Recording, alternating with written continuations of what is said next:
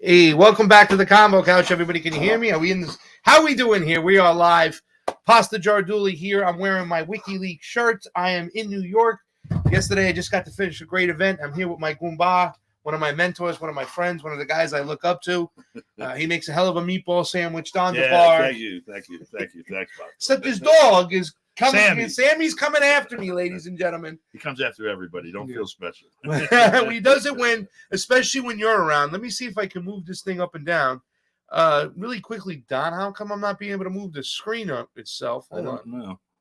Let's see if I can do that. Well, I don't know this platform, so you're totally on your own with that. I'm on my own. Hey, where am I at now? Hey, where'd I go? Hey, we're over there. So now we're here, guys. Yes, we are live from New York. Got a lot of things to break down. Fiorella is on assignment. She'll be back Wednesday. We'll have a good time. Thursday, we are going to go up to the event press conference. Yeah, we're going to start the primary season early pregame in New Hampshire, which is usually the first primary of the season for next year. We're going to see RFK speaking at this New Hampshire Senate, I think is what.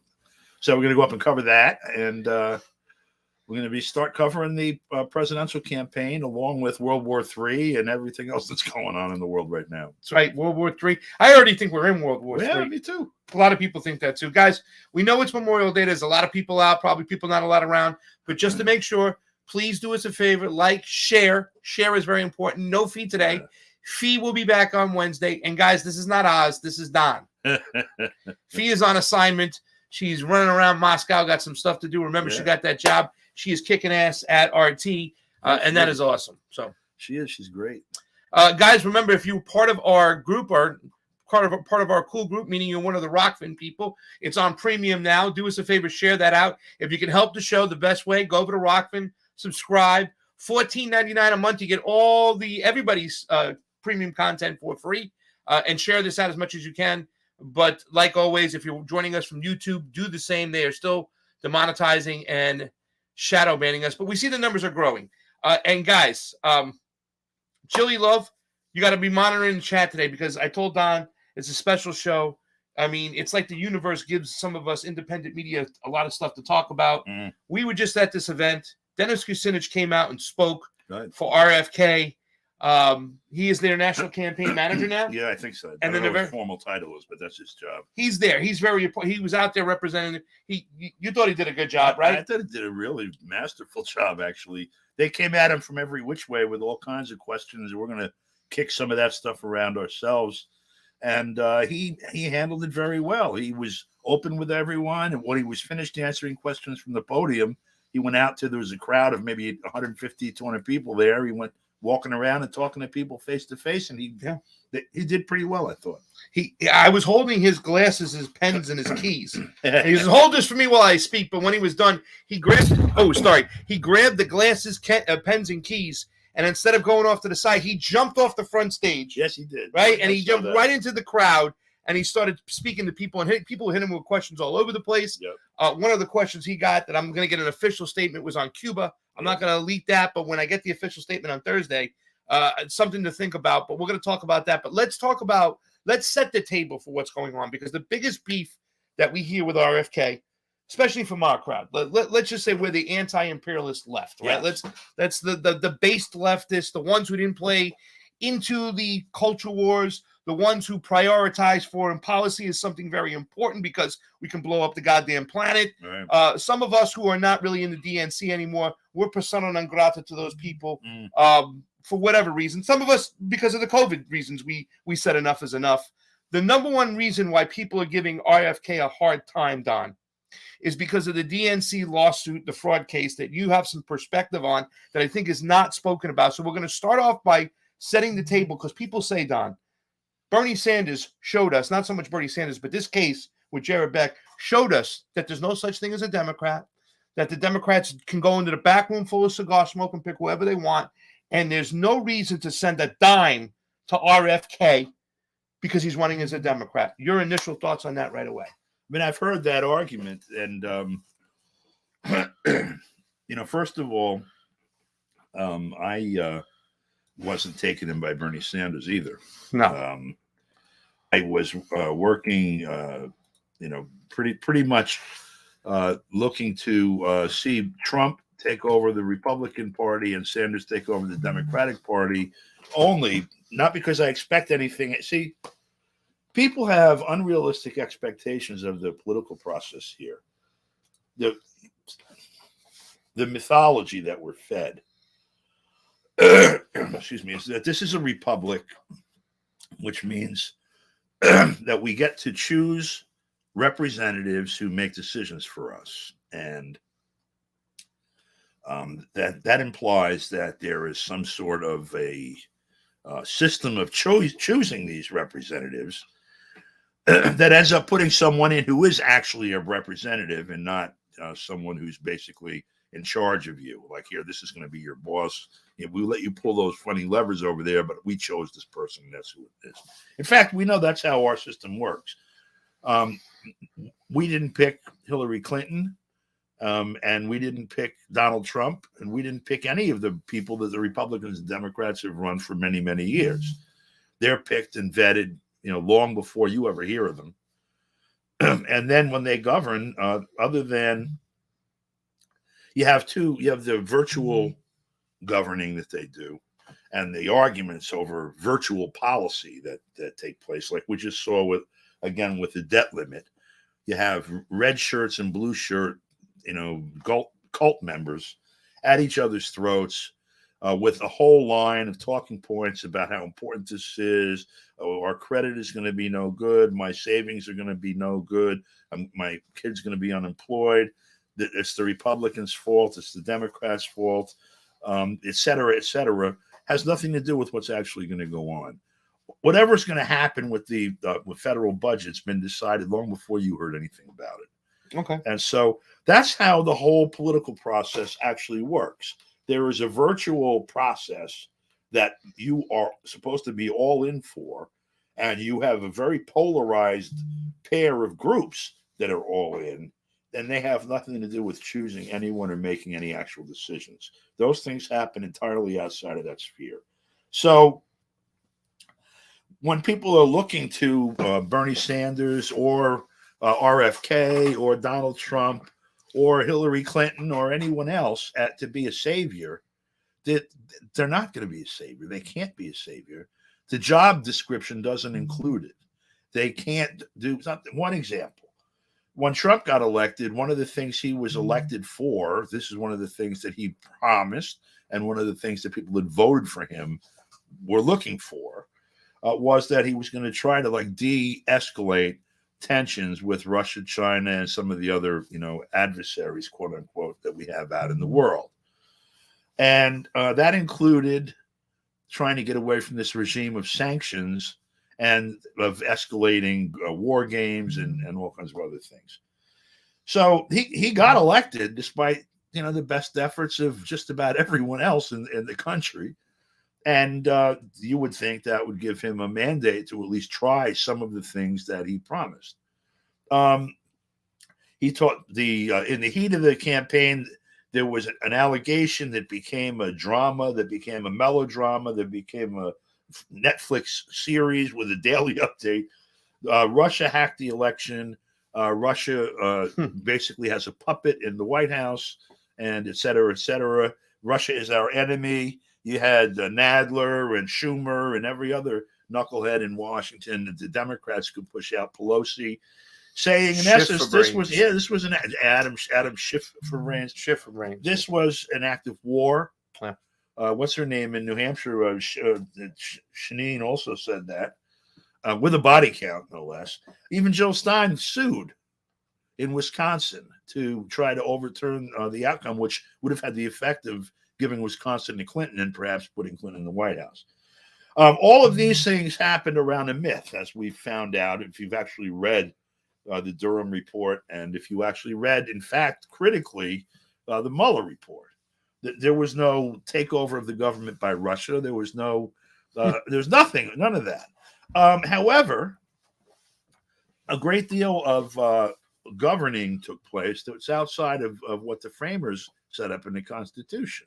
Foreign policy is supposed to be the purview of the executive branch. Mm-hmm. The State Department is in the executive branch. The diplomatic corps is in the executive branch. The military is in the executive branch.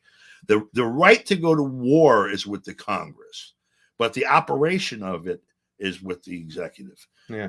The intelligence agencies, or they're supposed to be with the executive. It turns out the executive is with the intelligence agencies. So as Trump starts to stake out or make noises like he's going to stake out a foreign policy, the three places where there was the most tension over the previous 8 years with the Obama administration and the previous 8 years with the Bush administration, which in fact ended up being, if you look at it in retrospect, a bipartisan policy consensus, was Russia is the enemy, North Korea is the enemy, Iran is the enemy. And so we are, and Trump starts negotiating with them, really with Korea. What we call North Korea is actually Korea. What we call South Korea is actually Japan-occupied Korea since the late 20s, early 30s. It's just now the Americans are there because the Americans occupied Japan. Exactly. So whatever Japan occupied is now. Yeah. Yeah. All right. So you get that picture. So, Trump is announcing, we're going to sit down with North Korea. We're going to make a deal with Iran. We're getting rid of that other deal that stinks, and we're going to sit down with Putin even if sometime early next year and try to work out our problems there. Congress, outside of its authority, proposes legislation to tie the president's hands with respect to foreign policy, saying you, number one, cannot undo any of the sanctions that were implemented by Congress before without our authority, and we are now taking charge of any sanctions that were implemented by the executive by executive order, so that you can't remove them either without us approving it. And the vote on that, you have 435 members of the House of Representatives and 100 members of the Senate. There's 535 people. There were 11 votes against. Now, in order to override a veto, you need a 2/3 vote in each of the two chambers. So you need 66 senators, 67 senators, and whatever 2/3 of 435 is. So it's reads something. It was clear that no matter what Trump did, he was not going to have the authority to conduct foreign policy with Russia, Iran, or North Korea. So this is the kind of thing that goes on in the background. People have no idea this is happening. They see that the legislation is there. Oh, well, Iran is our enemy, North Korea is our enemy, Russia is our enemy. Yeah. Congress is, just tightening the screws a little more. They've been tightening the screws since 1960 with Cuba and whatever. So we're used to that, and the world hasn't blown up yet, so there's no problem. And by the way, as everybody knows, and they say on TV every 30 seconds, Trump sucks. So don't worry about it. He's crazy. Yeah. This is the real administration.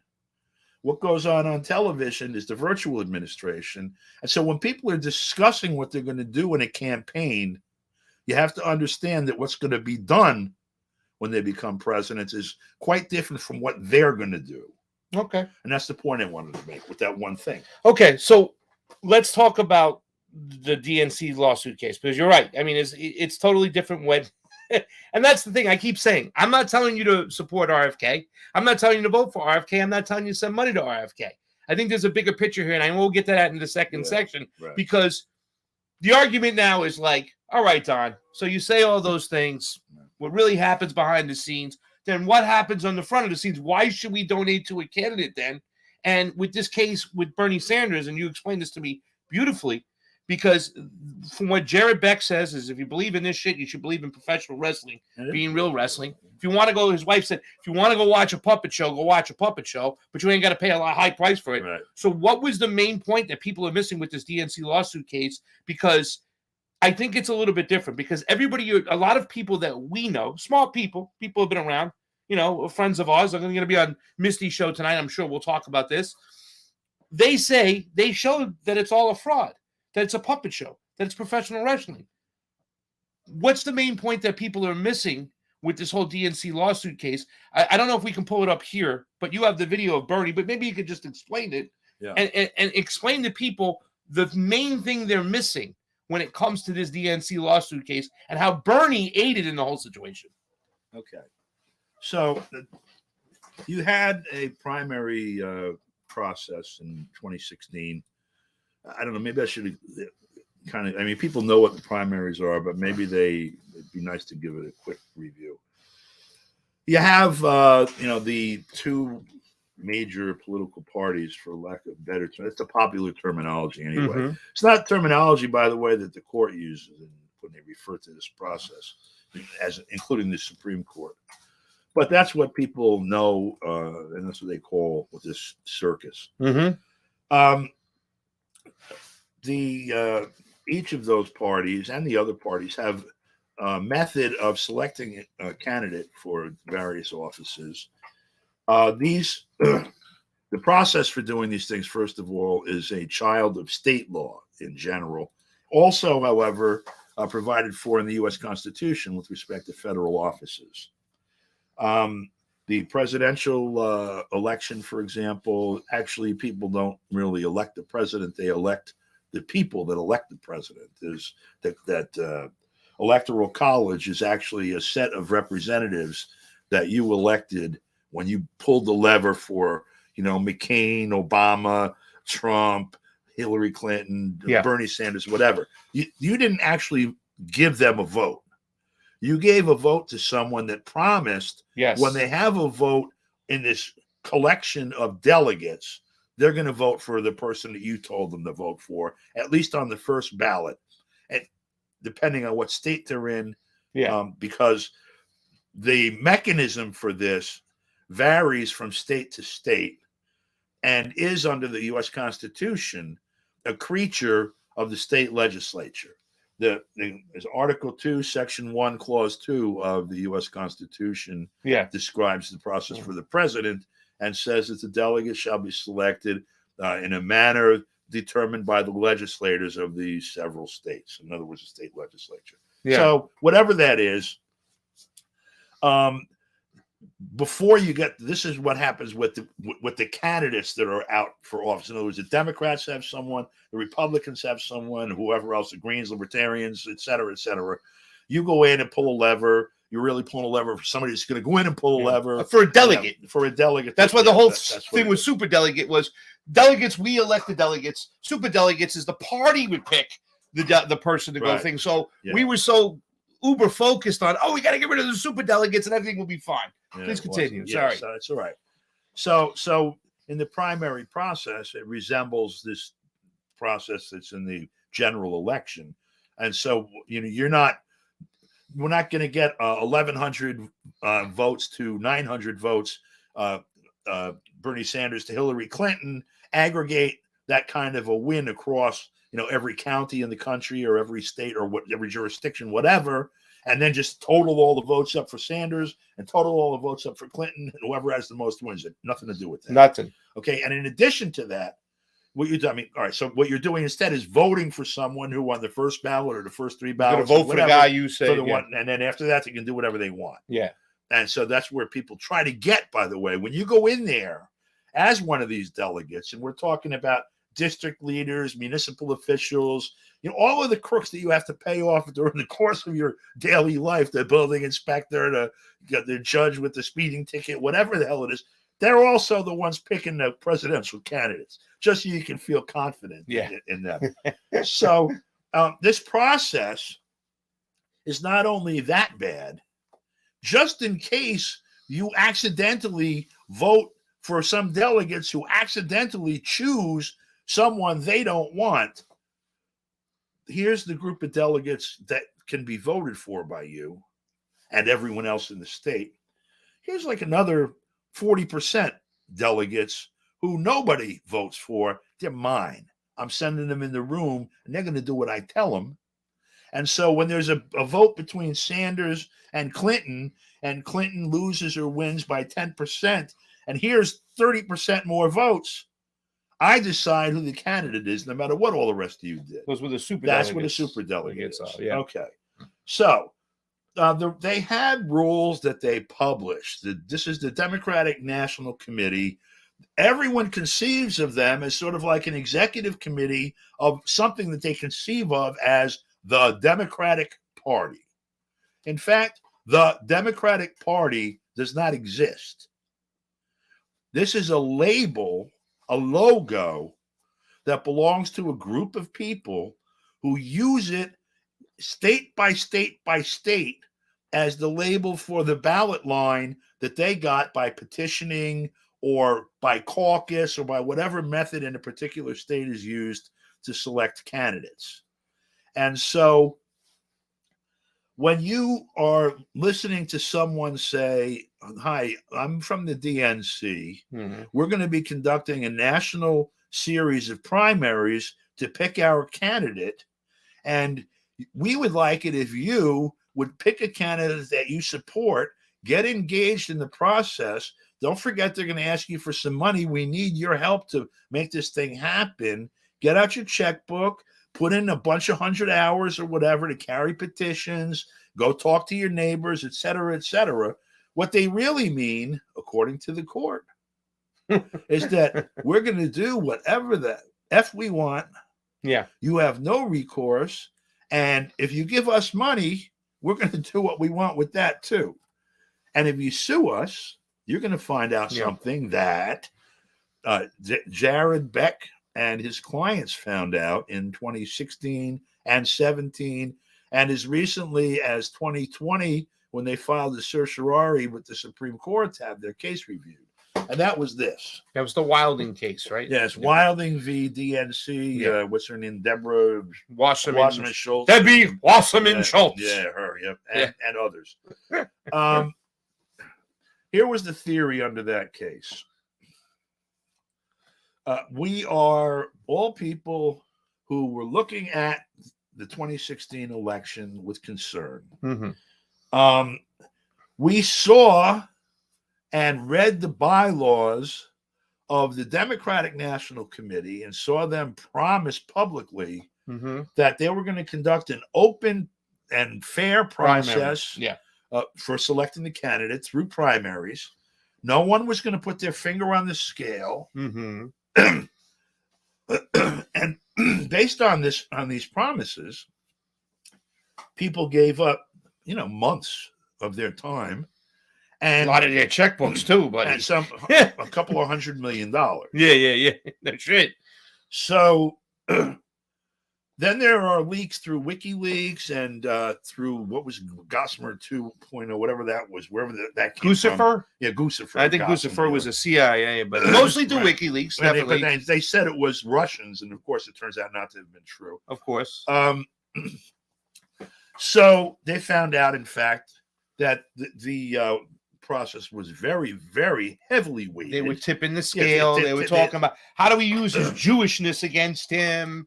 How do we do all this bullshit? Stuff, yes. All kinds of. So they found this out, said, hey, wait a minute. We coughed up $200 and something million.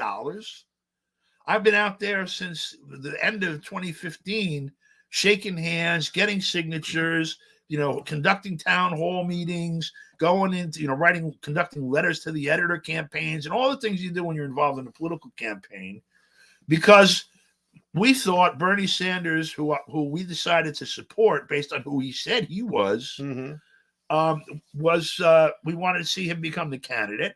And we did all this and paid all this and everything and found out, in fact, he didn't have a chance because the process had already determined that Clinton was going to be the president. It's just that's not the process I was participating in. I was just funding it. They had their own process behind closed doors that they conducted, and they used it against us and against Sanders and against the people in general because they picked Hillary Clinton no matter what anybody in the country wanted. And this, by the way, in the face of polling that showed after they beat Trump up for a year on every media platform possible, that she was as unpopular as him or worse after $1 billion of PR materials. Yeah. And yet this is who they were going to force. So Hillary, fire, Hillary. Yeah, sorry, right. My bad. That's right. So I know you remember that too. Okay, I do. Yeah. So an example. I went to the DNC. I went to the RNC and the DNC in 2016, like I usually do. And we were talking to people, and the first group of people I spoke with was the first night that I got to the state. It's like the basketball stadium in Philadelphia, the Wells Fargo Center, I think it's called, whatever it is. It's typical like Madison Square Garden or Felt Forum, whatever. Whatever it's called. They're calling it the choke stadium after the 76ers lost to the I'm sorry, stadium. my bad. I had to throw that out to any Philadelphia fans. But please continue. We're going to get to the good point. It's getting better right here, ladies and gentlemen. So we're paying attention to your stuff in the chat. We're going to address what Bill Bradley says. He's got some great questions for you. But please. Bill Bradley. Senator Bill Bradley. Dollar Bill Bradley. But Bill, we're going to put your stuff up here because Don's about to get to your point. We've been talking about this all day. So please. All right. So here we go. So they find out that, in fact, that the whole thing is very crooked. And they file a lawsuit, I believe, in June on behalf of a class of contributors to the Sanders campaign, saying, in essence, we were fraudulently induced into forking over $200 and some odd million dollars. Mm-hmm. I need damages. I thought it was Ukraine for a second. I'm sorry. Yeah.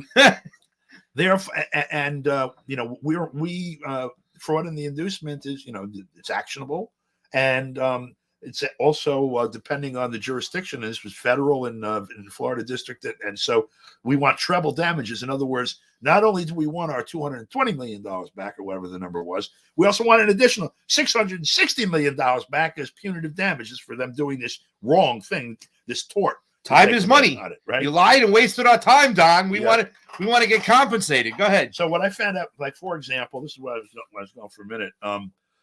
When I got to the convention in Philadelphia, the first group of people I met in the first evening were a group of Sanders delegates that had walked out already.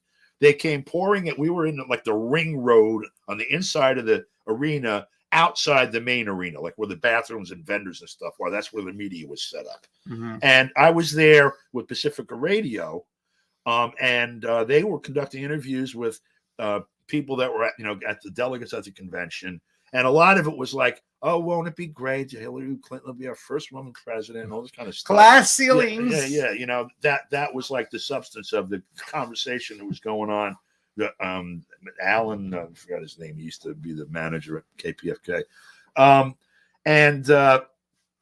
Anyway, long story short, if it's not too late for that, the delegates came over and they explained to us some of the problems they had because they were being told already that they need to get in line and support Hillary Clinton. And this one guy told me, for example, look, I worked a district just in northwest suburbs outside Chicago. And he said, whatever the number of signatures you needed from that district to get Bernie on the ballot, he did, the tens of thousands of signatures, whatever it was. And he said, and out of the group, he said, I was the head of a petitioning group, but about half or more of those people I met personally and spoke with. And the main reason they were so willing to sign the petition was they wanted to see Hillary Clinton not be president of the United States. He said, I cannot now go back to those people and tell them they have to vote for Hillary Clinton or else they're going to get Donald Trump for president. They'll string me up. This is a problem that was confronting them. Deservingly so. Okay. And so, but the thing is, the point of that is this process that people thought was, I'm going to put my back into it. I'm going to put my money into it. I'm going to put my reputation into it. I'm going to do all these things, was actually fixed from the beginning. Okay. So the lawsuit is filed. It says, we were defrauded. They misrepresented to us this process would be fair. It wasn't obviously fair. And based on their misrepresentation, based on this fraud, we were induced into coming up with the money. We want the money back. We want punitive damages. Gotcha. So now this lawsuit is pending during the DNC, and the essence of that suit is that the fraud that you guys committed was in the delegate selection process. Mm-hmm. Since the delegate selection process is what governs who the candidate is, there was never a chance of the guy who we were supporting to help him become candidate actually become a candidate. And so because of that, we were defrauded Yeah. We gave her money under false. This is where it gets interesting, ladies and gentlemen. Okay. Listen up now. This is important. So, okay, so they sue, and there's some interesting things about that from the beginning when they serve process on Deborah Wasserman Schultz. And let's not get sidetracked on that. DNC, That's a good one. but that we'll get to that. Yeah. And then you serve a summons and a complaint. The summons says you have to come before the court by so and so date, whether it's physically or with papers or whatever. Yeah. And the complaint is, here's our case. I'm this person. I have this interest in this controversy. Here's the controversy. Here are my claims. This is what I want from the court. That's in essence what's in the complaint. That gets served. The party that you're suing has a certain amount of time, 30, 45, 60 days, and you can get extensions to answer it. First of all, coming to court, here I am, or here's my papers. That's called an answer. And then there's counterclaims. We claim this we deny it. We say instead that's an affirmative defense. And so that kind of paper stuff was also being traded while the DNC is going on. And pending at the time of the DNC was a claim, part of the boilerplate, part of like there's a ritual both sides go through. You have to say these magic words. You have to put these magic answers in, or the court's going to say, oops, you forgot the magic answer. Go away. You lose the case. And these are rituals that are steeped in antiquity. Is that how they say it? And one of them is that the idea that, and this is actually not just a ritual, it's a substantive issue. In order for the court to be able to have jurisdiction over you, okay, in order for the court to be able to deal with you and to make you do things or to penalize you or whatever, you have to have notice. You have to be served with notice that this case is actually pending, so you have a chance to be involved in the case, to answer whatever claims there are, to face your accuser, all of this. In other words, you don't get served. You're not responsible to show up and quote. This is called due process. Without proper service, there's no due process. Without due process, there's no jurisdiction. The court can't do anything to you. They have no power over you. So when the papers first got served by the people who got screwed out of the money they claimed on the DNC, the people they claimed screwed them out of the money, and particularly Jared Beck's staff. Jared Beck's staff person over here allegedly went to Deborah Wasserman Schultz's office. Deborah Wasserman Schultz sent somebody downstairs or outside or whatever to take the papers, brought them in, and then when they were working up their response, one of the first items was, by the way, we were never properly served. Deborah is the defendant. They served, Mary, the secretary or whatever. And so what that does is get set aside for like a trial, more or less, on what really happened. Well, while that was pending, that might have allowed the suit to go forward, the outcome of that. Bernie Sanders gets up, and do we have that queued? I think we do. Let me see if I can. To me, that's it. I think this is it, because this is the important thing, because this is going on, guys. How long is this? I think this is it here.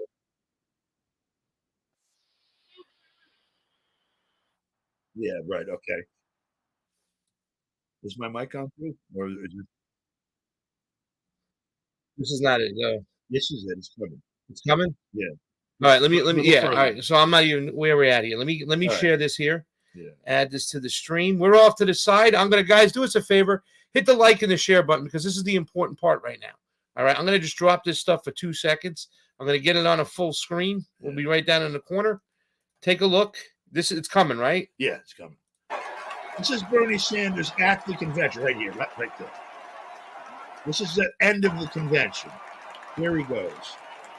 And then I'll explain what it actually means after you see it. This is fun. This is very important, guys. Yeah. This is brother. What you don't see. Thank you. Madam Chair, I move that the convention suspend the procedural rules. I move that all votes cast by delegates be reflected in the official record. and I move that Hillary Clinton be selected as the nominee of the Democratic Party for President of the United States. Okay, now what just happened? It sounds like what he said was, let's call the vote. Yeah. And since the vote was in favor of Hillary, I'm the generous, realistic guy saying, let's just formalize what has already happened and make her the nominee. In other words, by acclamation. No, not yet. Not yet. Okay. In other words, so it looks like you had the primaries. They picked the delegates. The delegates voted. We're going to show the vote count. Hillary won the vote count. Let's make her the candidate. That's what it sounded like happened. Yes, that's what it sounded like to me. Yeah. Here's what actually happened.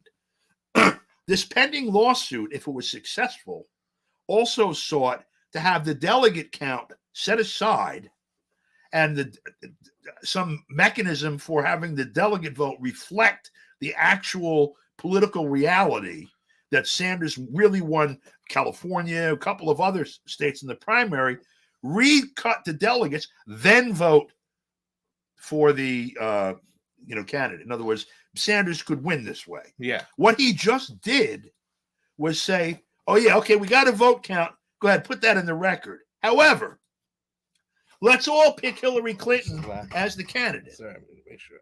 And when he did that, Hillary became the candidate not by the delegate vote, but by acclamation, by him saying, let's all, who wants her? He didn't even do an aye and nay. He just said, let's make her the candidate. And everybody said, yay! And that's it. That. So in other words, they bypassed the delegate process, exactly, which is what the DNC lawsuit was about.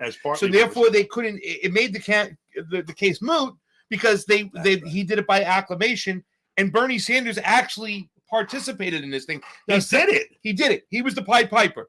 So when Bill Bradley made a statement is that Bernie Sanders should have joined the lawsuit in case, and I was saying, wait a second. They should have sued Bernie Sanders. We should have sued Bernie Sanders. Along with, he should have been one of the parties defendants in that lawsuit. Exactly. For what happened was Bernie Sanders bent the knee and made that case moot because they didn't go by the delegation process anymore. And by not going through the delegation process and duping us all. It doesn't matter if it was crooked or not. And then we found out, of course, in the defense that the DNC and Wasserman Schultz, their papers, their defense was, as a matter of fact, first of all, there is no Democratic Party.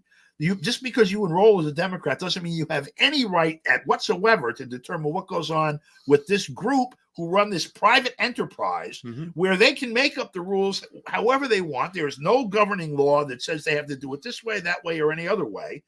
And so if they were to admit to you that they did everything you accused them of, it's not actionable.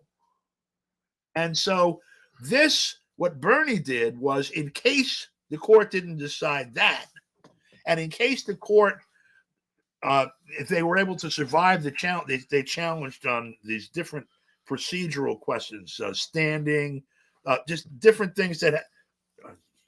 There's a lot of magical nonsense that goes on in the court system here. So again, some of it is like legacy from English law and courts and whatever. Some of it is novel and really, really actually pretty evil. One is the idea that if someone does a public wrong, you can't sue them for it if it affects everyone. If somebody opens a factory that threatens the life of every person on earth, none of us can sue to make them stop. I have to have an injury that is specific to you. That's specific to me. That's differentiated from the public at large. And so they were saying, look, you call yourself a Democrat, but you're just a voter or just an American. What these guys did might have been bad, but it doesn't affect you any differently than it affects everybody else. And so therefore, go away. You have no right to be here in court. That is the crux of everything. And that's why I said, what responsibility does Bernie Sanders bear in this whole situation? I didn't understand that until we watched it and you saw it. And you know what? I'm going to do it really quickly again. I saw it it happened. You did. There, Well, I'm going to play it again really quickly, just so people understand. And just listen to what he's saying, because what he's doing is bypassing the process that needs to take place. He bypassed it. DC, sue the burn, he says. too late now. I bet. I mean, I don't know, but I bet this. Whatever. Yeah, statute of limitations is coming. Whatever. I don't. But know. watch what Bernie Sanders says again. I'm moving over. Thank you. Brothers and sisters. Madam Chair, I move that the convention suspend the procedural rules. All right. I move Stop that that for 1 all second. votes. The procedural rules call for a delegate vote and then a nomination based on the delegate vote. And he's calling to suspend that. What are the procedural rules, Kate? One more time. Here's the delegate vote. Yes. Okay. We have a vote. I move that the vote be, whatever. I mean, I don't know exactly what the procedure is after that, but it involves ratifying or memorializing or adopting Yes. the delegate vote. Yes. And so he suspended it. He suspended He that. moved it, and of course, So the the DNC selection and Hillary's gonna be like, okay, approved. Aye. So the selection of the candidate, in other words, Wasn't through the delegates. was not through the delegates. It was through this thing you're about to see next. And therefore, anyone suing saying that the process of selecting delegates was crooked, that suit was rendered moot by his action here. Right here. Because the delegates had nothing to do with selecting the candidate. One more time. Madam Chair, I move that the convention suspend the procedural rules. I move that all votes cast by delegates be reflected in the official record. And I move that Hillary Clinton be selected as the nominee of the Democratic Party for President of the United States. Now, by the vote being entered into the official record, what it means in practical terms is not that, and so this person is chosen as a candidate as the fruit of that vote. Rather, what it means is whatever we're about to do to select her, if we end up in court and somebody says what we did was an unreasonable act as against the procedure that should have been followed, you can then turn to the official record and say, well, this is the officially recorded vote. It actually comes up with the same answer. This isn't selecting it that way, but it's a defense against the claim that this other procedure is invalid and, by the way, thwarted anybody's will as expressed through the primary process. Two different things. Yes. So, again, pending at this time is the question of, one, what was the other party properly served? So will this lawsuit ever get off the ground? And then second, there were questions, threshold questions, they call them, about standing and other things that were also pending while they were still in front of the court. Yeah. This was insurance. And if the people suing, one on the question of standing, and one on the question of service, and whatever the other threshold questions were that they raised, I don't remember off the top of my head.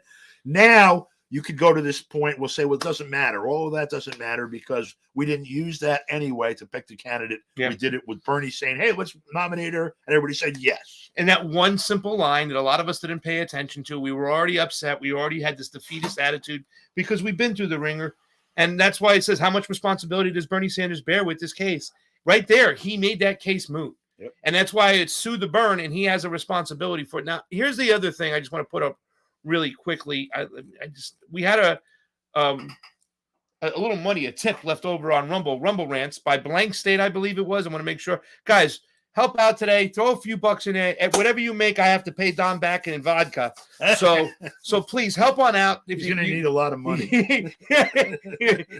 It's Memorial Day, and for a lot of people, it's really a sad day. You did an amazing interview with Cindy Sheehan. We'll listen to it later on. Yeah. It's going to be on Don's YouTube. Will be on the radio later on today. But can you answer this question right here? And I can't even see it because it's so. If the primaries are illegitimate, the general elections are illegitimate. Yeah. All other political issues are a moot point until this was resolved. Better yet, publicly deny your consent for these circuses. Okay, thank you, Blake, for the tip, by the way. Okay, so the assumption, there's good reasoning there. I don't disagree with that statement. Yes, but see, let's go back to virtual and real. What's actually happening? Because virtually, what's happening in a presidential election is that there's some process for selecting candidates, and then there's some process for choosing among the selected candidates to put that person in office, Mhm. and that this is somehow related to the vote that people make. Okay, so I mean, there are so many steps in there that support everything that this person wrote. I agree. Let's start with, after all of that nonsense, if that were all straight and you went in and pulled the lever, we have no idea. Like when I pull it for this guy, what it prints over there. Okay. And so without that problem, we're already in trouble. Before we get into that, because I think that's going to segue into the second section with this tweet and RFK and everything like that. Really pause really quick and let's just finish up this last part, because I know you're there and we'll go right into the second section. So we know how much responsibility Bernie Sanders bears with this case. Yeah. He is the Pied Piper of sorts. He made that case mute. Yeah. Just really quickly, and then we'll get on to the next section, because I know, and the chat is hot right now, and there's money in the I see people leaving tips in the Rockfin. I appreciate that. Good. We're on 3 years demonetized on YouTube. They kneecapped us. We can't raise a dime over there, and it's just a shame that nobody's really sued freaking DNC, and they by acclamation do something to us, whatever the case may be. How does this case affect RFK's chance of becoming the nominee, and what can he do differently than Bernie Sanders? Because people are pointing to the specific case that we just showed right now. No, it wasn't about the DNC doing what it was. It was Bernie playing ball with the DNC, Don. Yes. Right. I mean, they probably could have got away with it if he didn't want to participate. But you saw Bernie Sanders bent the knee there. How does this reflect RFK? Because a lot of people are saying, I'm not going to support RFK despite him being a better candidate than Bernie is right now, which we should fucking mention in the next section, where people try to make, Bernie Sanders is the same thing. Bernie Sanders couldn't hold RFK's jockstrap. I didn't mean to be blunt, but that's the way I feel. RFK is way ahead at this point in time than Bernie ever was. Bernie was a compromise candidate. I don't want to get off track, but what could RFK do differently than Bernie Sanders in this case, and why people shouldn't use this particular case to not help or support or get behind RFK? Was that a loaded question? I got it. You have to let me answer it the way I need to answer it. You go ahead, Dan. All right. So, you first have to ask yourself when you get involved in one of these campaigns in any fashion, whether it's to vote or not vote, to contribute or not contribute, or to boycott or organize a boycott, or to run for office yourself, or whatever. What exactly is the goal that I'm pursuing, specifically in terms of policy or in terms of output, outcome? Yeah. And two, how does this particular act that I'm advocating or advocating not impact on getting from here to there? Are you saying the first questions are, in another sense, you have to understand what your expectations are? Are they realistic or not realistic? No, you got to understand first of all, what do I actually want? I'm going to do something. What's that going to make happen? And is that what I'm trying to accomplish, or do I want something here, but this is going to make this happen? It has nothing to do with it. You got to be clear on what's your goal, and then the acts that you commit, the things that you do, what things are set in motion, and does it move towards that goal, or does it set up further, roadblocks to getting to that goal, or is it completely irrelevant to that goal, or something else? Just very simple things, really. And we're mystified with a lot of haze that comes through this political process. That's why I'm trying to set it up so people understand it as a virtual thing rather than as a real material thing. There's a lot of real material stuff that goes on in a political campaign. The money contributed, people, touring, going out on the road, interviews, media work, people get assassinated, all kinds of things actually happen in the real world. Policy, which is actual governing, is determined by a different process. Okay, that is something that you have to reckon with at the beginning of this. You might be involved in a circus, but the circus is never coming to the town that you're trying to get to. It might be fun, and you might have a whole lot of cool symbology. America's first black president, registered trademark. We finally broke the glass ceiling, registered trademark, etc. This policy of governing over here is completely unfazed by any of that. Just whether it's Bush or Obama, no peace prize, war criminal, peace prize, war criminal, war, murder, starvation. 9 million people will still die of starvation this year, almost a direct consequence of American foreign policy. No one in Congress will ever say that out loud, except at a fundraiser. And so we're talking about this election process as if it were part of the process of governing, when in fact it's not. And so you have to understand that first. Then you have to understand what this election process actually is, since it's not that. And one thing that it is a public discussion. It's a circus-like discussion, but it's a public discussion of apparent issues. As an example, in 2016, my friend Professor Anthony Montero and I were speaking regularly about, I would say from the middle of 2015 on, about the phenomenology of that election. How Sanders and Trump, both outsiders coming into the election, were looking at upsetting what looked like a dynasty election between Hillary Clinton and Jeb Bush. Okay, I was being interviewed by foreign media almost daily. And their angle, starting from like July or August of 2015, right up to Election Day, and well, first right up to the nomination to the conventions, was this dynasty. And, you know, what's this Sanders guy? Isn't he that hippie guy from Vermont? And they all knew Trump, of course, because you're fired. And so I've been doing this stuff a really long time, you know, almost 50 years now. And I live in New York, so I knew all about Donald Trump. And a matter of fact, I fought him right here in Westchester County on 2 different projects that he had licensed his name to, and he had come to do PR work for the developer, because I was fighting that developer here in my own community. And so I started going to his other projects, and Trump got involved in a couple of his other projects. So we banged heads. Okay. So they're asking me, well, what do you think about this? It's going to be Clinton and Bush, yes. And I'm like, well, it seems that way. It doesn't really matter. The policy is going to be the policy. People are going to yell at each other in red shirts and blue shirts or whatever. Everybody will be smug and self-satisfied at the end of it. And then ultimately one of those 2 groups will have the weeping and gnashing of teeth or whatever. And that's, you know, round 2 and 4 years from now. And what about Donald Trump? And I would tell them, look, his main business, I mean, I don't know if it's the largest part of his income or not, but it's a substantial part of his income, is licensing his name. I had a group of investors who are developing a 1,000-unit apartment complex on the west side of Manhattan. And, you know, we're going to luxury apartments for sale. And so let's say they're going to go for $1 million each.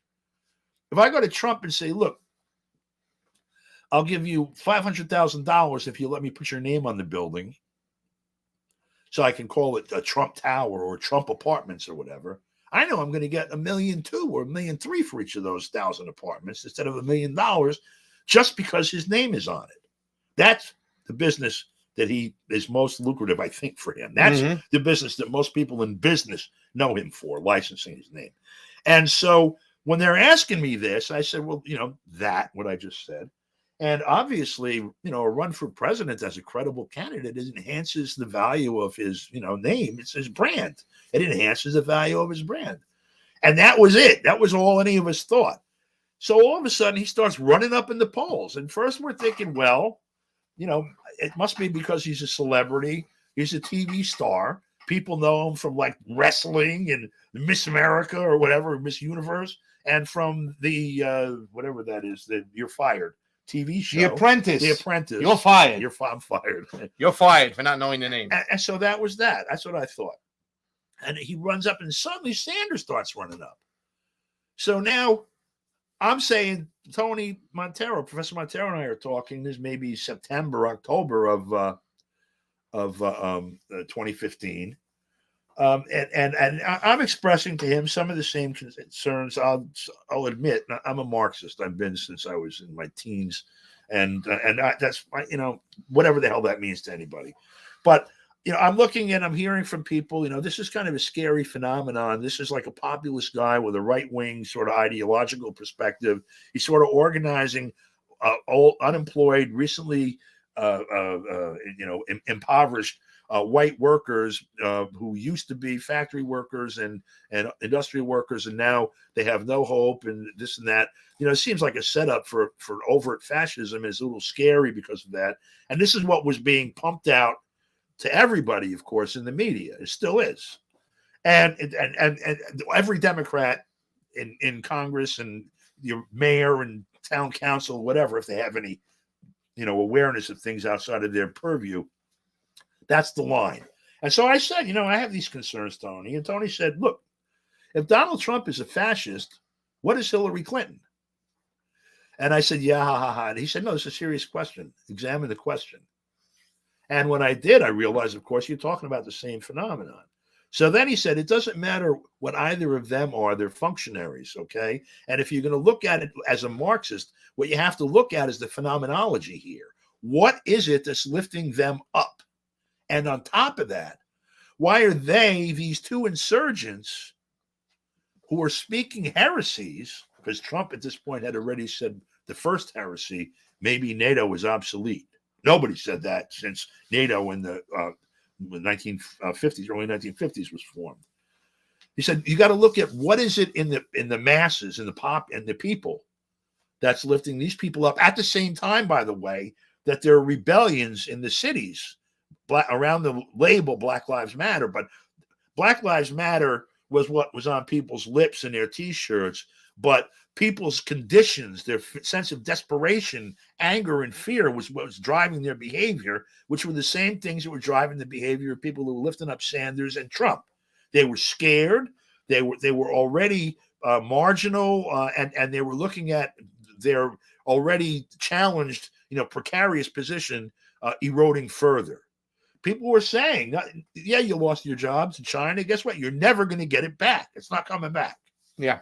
And they were moving forward with the TPP and the whatever the hell the other one was for Europe and all of this. So this phenomenon existed then, and we could see that it was separate from the electoral process, that this was the real thing. Well, the people were not ready for that. Sanders did what you saw. Some people said, well, I'm a Democrat, and Trump is the scariest thing I've ever seen. And so I'm going to have to vote for Hillary Clinton. And so a lot of them did. Some of them said, I'll never vote for her after what they did, and either voted for third-party candidates or wrote in, their grandmother, or some of them, enough of them, voted for Trump, and which was almost an act of affirmative rebellion. Yeah, I heard all the stuff he said about him. You know what? I don't give a damn. That's how mad I am. Pull. That's what the situation was among the voters. Mm-hmm. It had an impact. All right. First, one thing that followed from that was Trump got elected. Okay. Yeah. But Trump was not able to do any of the things that he was elected to do, or he didn't want to. However that happened, the things he promised weren't delivered. And you can make a credible argument for either or both of it's either he didn't want to or he was thwarted.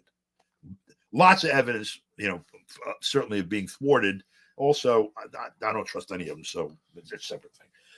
All right, so now we're looking at a situation where people are running again. People are getting stirred up, and they're taking positions about who's this one and who's that one. But behind all of it is, again, the same idea that there's going to be a candidate who's going to be a savior, who we're going to, first of all, be able to get on the ballot. I don't see people sitting around like saying, hey, by the way, let's get this person or that person to be a candidate. They're presented to us, okay? Mm-hmm. It's a passive role that we play already at our introduction. Yeah. Then we pick from among those people which one looks least likely to stab me and run me with a sword or whatever on the first meeting.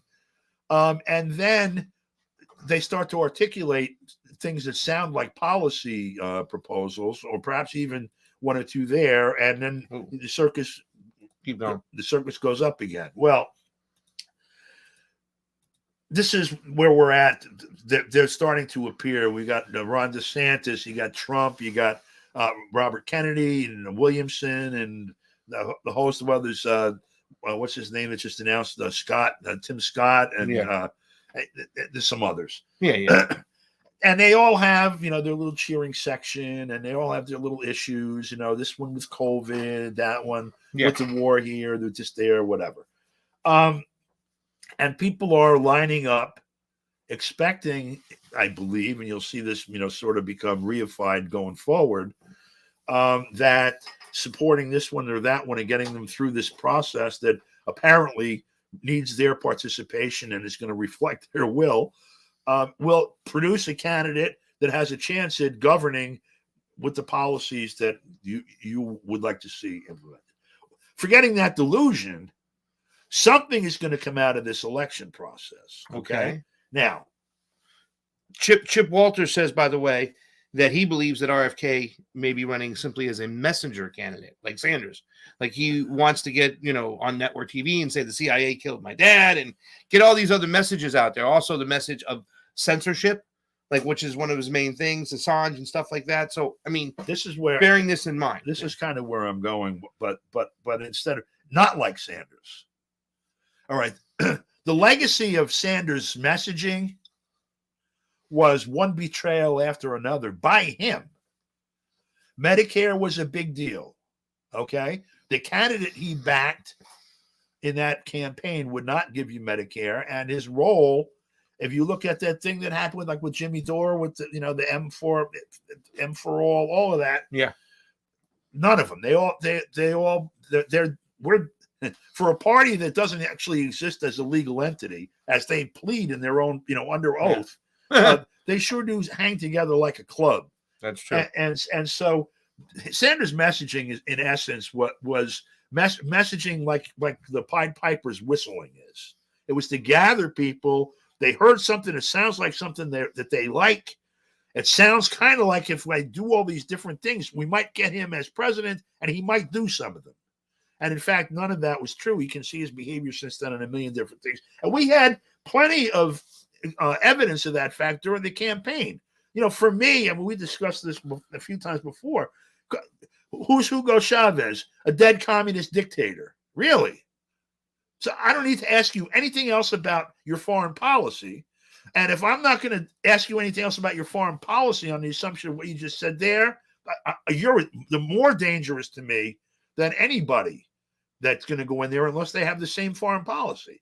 Because what you're going to do is attempt to continue American imperialism.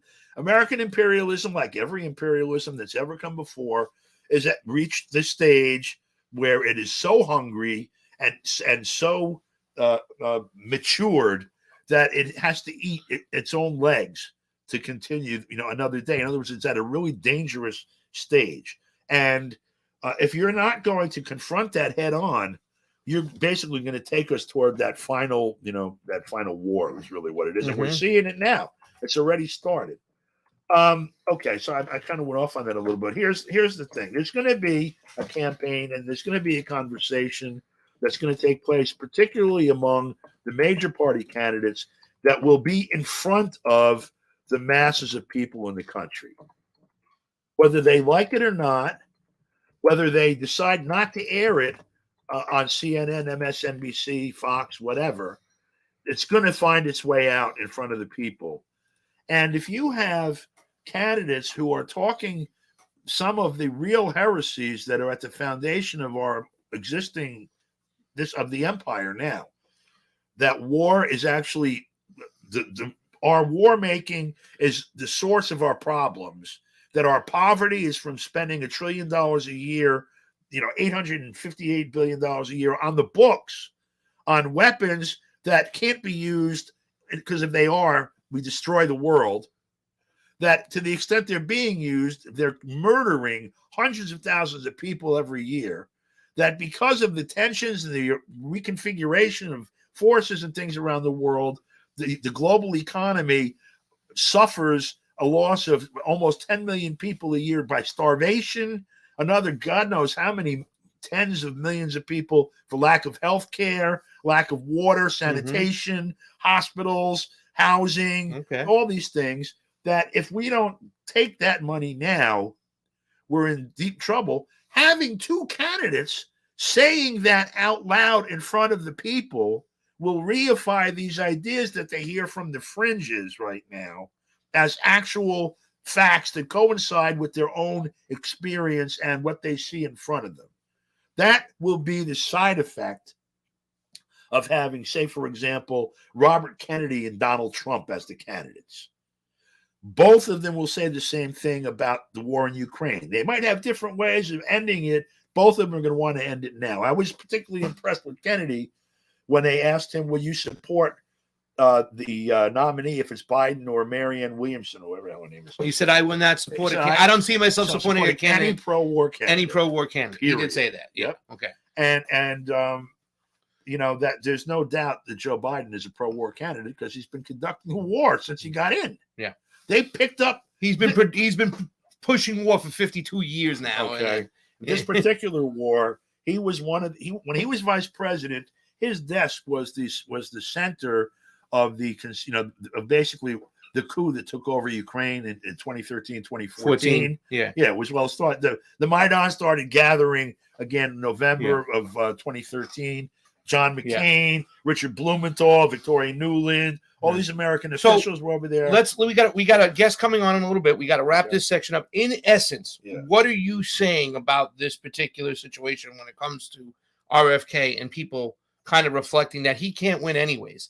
It seems like winning isn't defined in your mind as actually gaining power and actually implementing the policy of the people.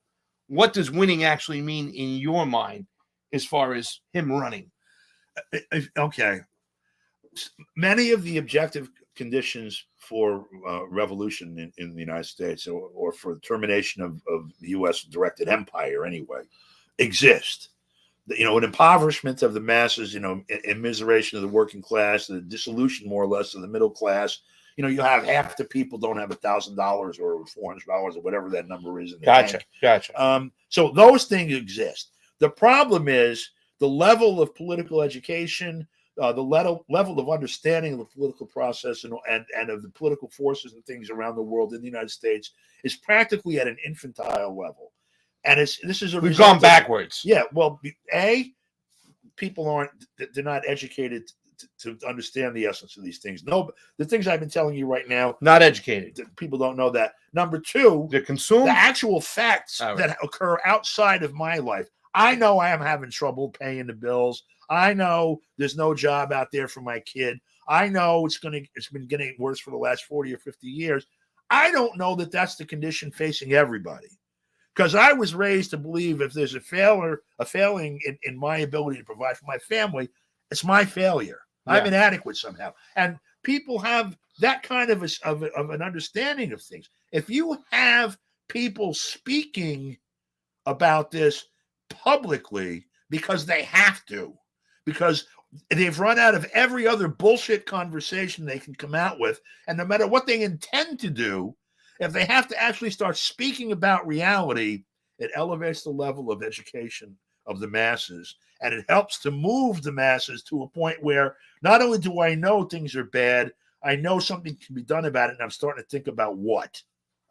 And that's what I think you would get out of having Kennedy and Trump as candidates, because you'd be talking about the press lies, the agencies are all co-opted. You know, Bobby Kennedy speaking about not only something, an open secret that we've all known, the CIA killed my father and my uncle, and Martin Luther King and Malcolm X and Fred Hampton and a host of others. From most people in this country who suspected that, to hear a Kennedy say that, for example, is going to shake the foundations of their understanding of things. To hear him say the CIA now is a captured agency. Forget that he said most of the agents and people at the CIA are people of goodwill and intention, patriotic Americans and all that.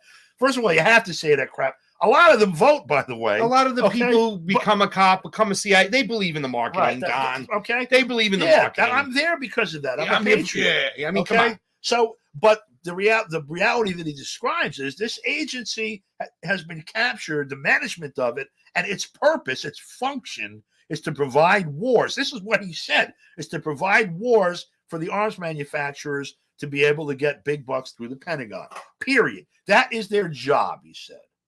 Yeah. You know, and going from agency to agency to agency, Kennedy knows these things from litigating with these agencies. He's been going on to all the special interest agencies, right? So he's got like chapter and verse for that, and that'll be his campaign. This is going to be an education for people. I don't care what he intends to do. I don't care what they'll let him do. Yes. This moves us forward. Because if it's not him, it's going to be somebody singing, hallelujah or whatever. And the same thing is going to happen policy-wise anyway. Yes. This is what we have to work with. What do we do with it? Yes. And it's the same thing with Trump. Mm-hmm. Maybe he actually did a couple of things that were constructive, like not doing the TPP and some other things. But the main thing, people now openly acknowledge and understand, and even the polling data reflects it, our media lies. Our media is, to use the clinical language of political science, full of shit. Yeah. Okay.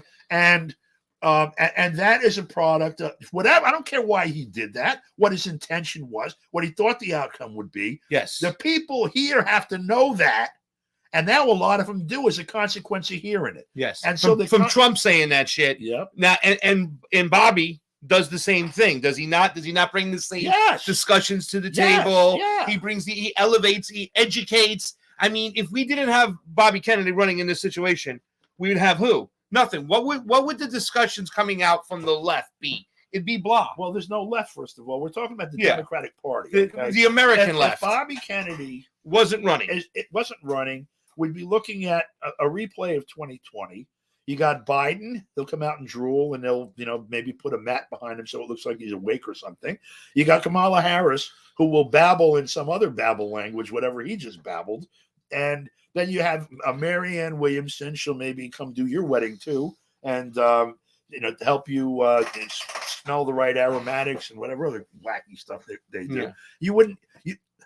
First, to go to Trump on not to me the most important thing, the existential question right now is the war with Russia that we are engaged in, including an attempted hit on the president of the Russian Federation in the Kremlin 3 or 4 weeks ago. Yeah. Okay, people don't realize the significance of this thing in the big picture.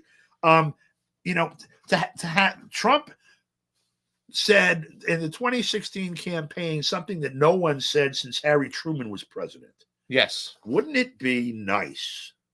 And isn't it possible for us to not have the Russians as enemies, but to work with them and make money together? Wouldn't that benefit everybody? And isn't that possible? And I know I can work that out with the president of Russia. And here, him saying that was evidence that he was a puppet of Russia, because of course, no, it's not possible. Yeah. That's the extent of the political discourse in this country. And when you start to have heresies come into that discourse, the knowledge that people have deep-seated that in fact that is the case gets reified. Yeah. And again, the level of political consciousness of the working class of the masses in this country is elevated. I think that right there.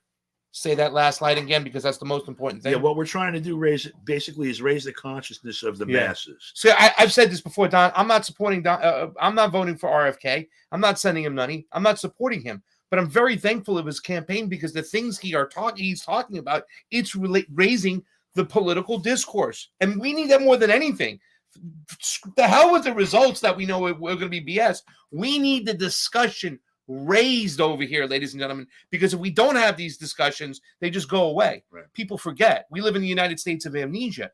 And with a guy who comes out and wearing my WikiLeaks shirts and says, the first thing I'm going to do, I'm going to pardon Assange. That's not just about Julian Assange. That's right. That's about freedom of speech. Well, and that's about a freedom of a press. That's about pushing back against censorship. Go ahead. It's also about a lot of people hearing that for the first time are like, who's Julian Assange? And they go, look.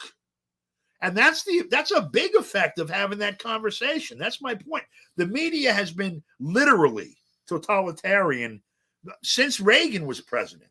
Yeah. Certainly since Bush #1 started the war in Iraq. If you remember all of the media, machinations around that, and then most certainly since the '96 Telecom Act, and then most certainly since 9/11. If you remember that there was one TV show on all the channels from CBS, NBC, CNN, all the way to HBO, Showtime, and even pay-per-view, had the same show on for like 4 or 5 days. Yeah.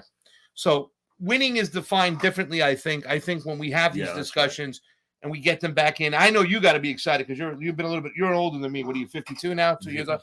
You're a little bit older than me, but you can remember a time. I think we're moving backwards when I heard JFK do a speech in 1963 about peace, I was like, American University. At American University, right? And really I changed my speech up to kind of emulate that because it was so relevant today. Yeah, that was good. But we're not having those conversations anymore. And that's what's just driving me crazy. So I think we have to look at RFK running as something different. If your expectations are, oh, he can't win, so it's moot, he can't gain power, he can't put policy in play, so it makes no difference, it's just a sham, I think you're wrong. I think elevating this conversation is really important. What did you see? You saw something you liked? I saw somebody said the first Gulf War was shown on TV almost around the clock, which is true. I remember that, right? Yeah. And now in Russia, now the war with Russia, crickets. Nobody says nothing because the story is anti-factual. Yeah. It's absurd. It's almost like psychotic absurd. Well, let's get to the second part. Let's bring in our guest. She's here today. She also spoke at that event. Diane. She's a good friend of ours. She's awesome. She's running as an independent. We're going to have a great conversation, but then I'm going to hit my good friend Diane Sayre with a tough question at the very end that she wasn't even ready for. That'll be at the end, so we'll save that to the end. Diane, welcome to the show. How you doing today? I'm doing good. I think I have to leave about 5 minutes before the end. Nice try. We'll email your campaign if that's the case. So Don's going to take a quick second. He'll come right on back. Diane, thank you so much for coming to the show today. It was great hearing your speech yesterday. Thanks. Give us your thoughts about today, how you're feeling. It is Memorial Day, and I think people have kind of it's a different meaning, I think, for some of us. Some of us are really feeling it, knowing what's going on. There's not a lot of United States troops that are committed to Ukraine and Russia that we know about. There's definitely got to be some NATO troops there we're sure of. We've heard about this. But what does today mean to you? You're running for office. You're an anti-imperialist, anti-war candidate. It's not just about having a Monday off now and going to get some barbecue and some ice cream. What does it really mean to you? Well, I actually have a number of family members. My sister served in Iraq during the surge in 2008, and my brother-in-law did 2 tours in Iraq and 1 in Afghanistan. So I think about our veterans, the care they are not receiving, the way they are abused by this government. I just reread a tiny snip of a speech by Smedley Butler, "War is a Racket." You may be familiar with that quote.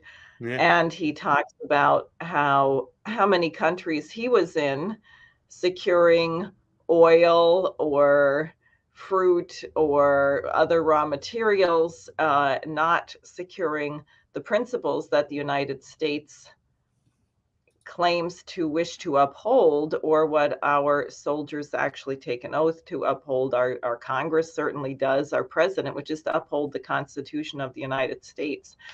So I think this is an appropriate day for people to get a little bit sober, because we are on the brink of nuclear war, as you're saying, and to remember what our nation is supposed to be committed to.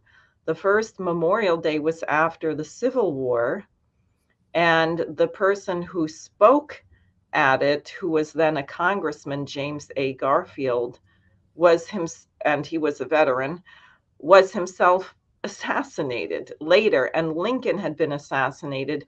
And, I read quite a bit. I'm quite a fan of Joshua Lawrence Chamberlain, having grown up in Maine, and so I studied his work in the Battle of Gettysburg, but also he was an excellent writer. He was a linguist and theologian and professor, and wrote extremely poetically about the various battles. And he was describing the march home from Appomattox and coming back upon the battle scenes where you had not had time to bury the dead, and what it was like for the soldiers to be marching through and finding their dead and stopping to bury them.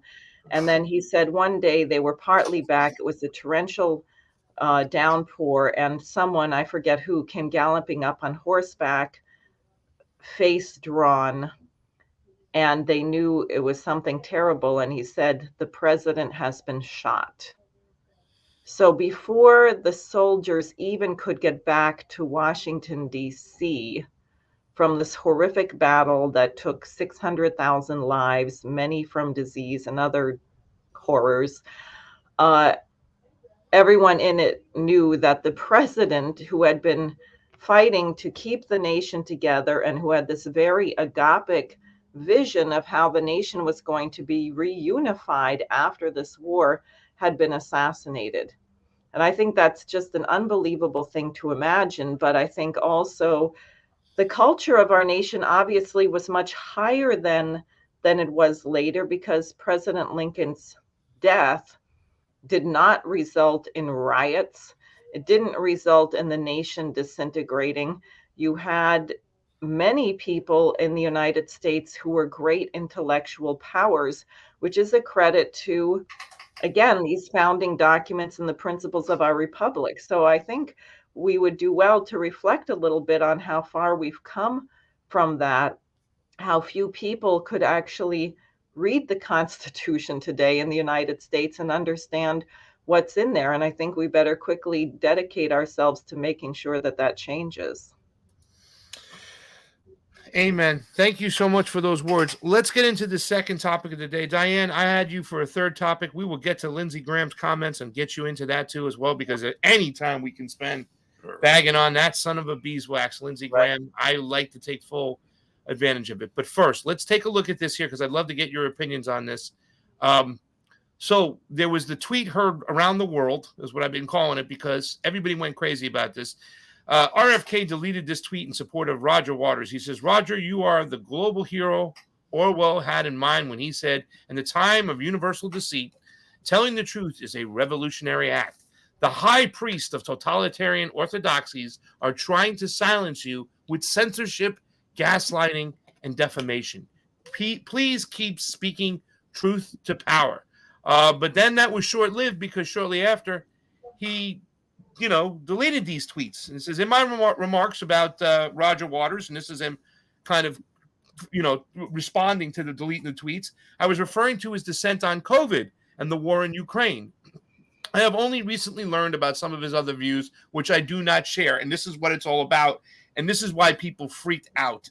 I want to make sure everybody can see that on the screen. I support Israel's right to exist within secure borders, and I also support the legitimate aspirations of the Palestinian people. Don, I'm going to let you take the first crack at this and tell me what your thoughts are about him deleting this tweet. And then we're going to go into some of the... I made a tweet too as well. We'll get into that because I kind of said, all right, I get it, but this is not the end-all, be-all. But your thoughts on him deleting the tweets? I mean, you have to unpack a few things here. All right, first, the issue itself. Mm-hmm. So, Roger Waters is in the media right now over his mocking, basically, of it's a satire, using the imagery of Nazis and fascists, to be redundant. As a statement of, in fact, we, meaning the West, the United States, is Britain, the EU, are not only have put fascists in power in Ukraine, to use Ukraine as a battering ram to try to take down the Russian state. Basically, that's what they're doing. They're at war with Russia. They are trying to decapitate Russia. He was expressing, and Roger Waters he's under attack. He's being, to call it mischievous is to be kind to the shit that's actually organizing this effort. He is being ridiculed as a fascist, actually. They're ignoring that it's satire. They're ignoring that he's accusing the very people who are calling him a fascist, that he's accusing them of fascism.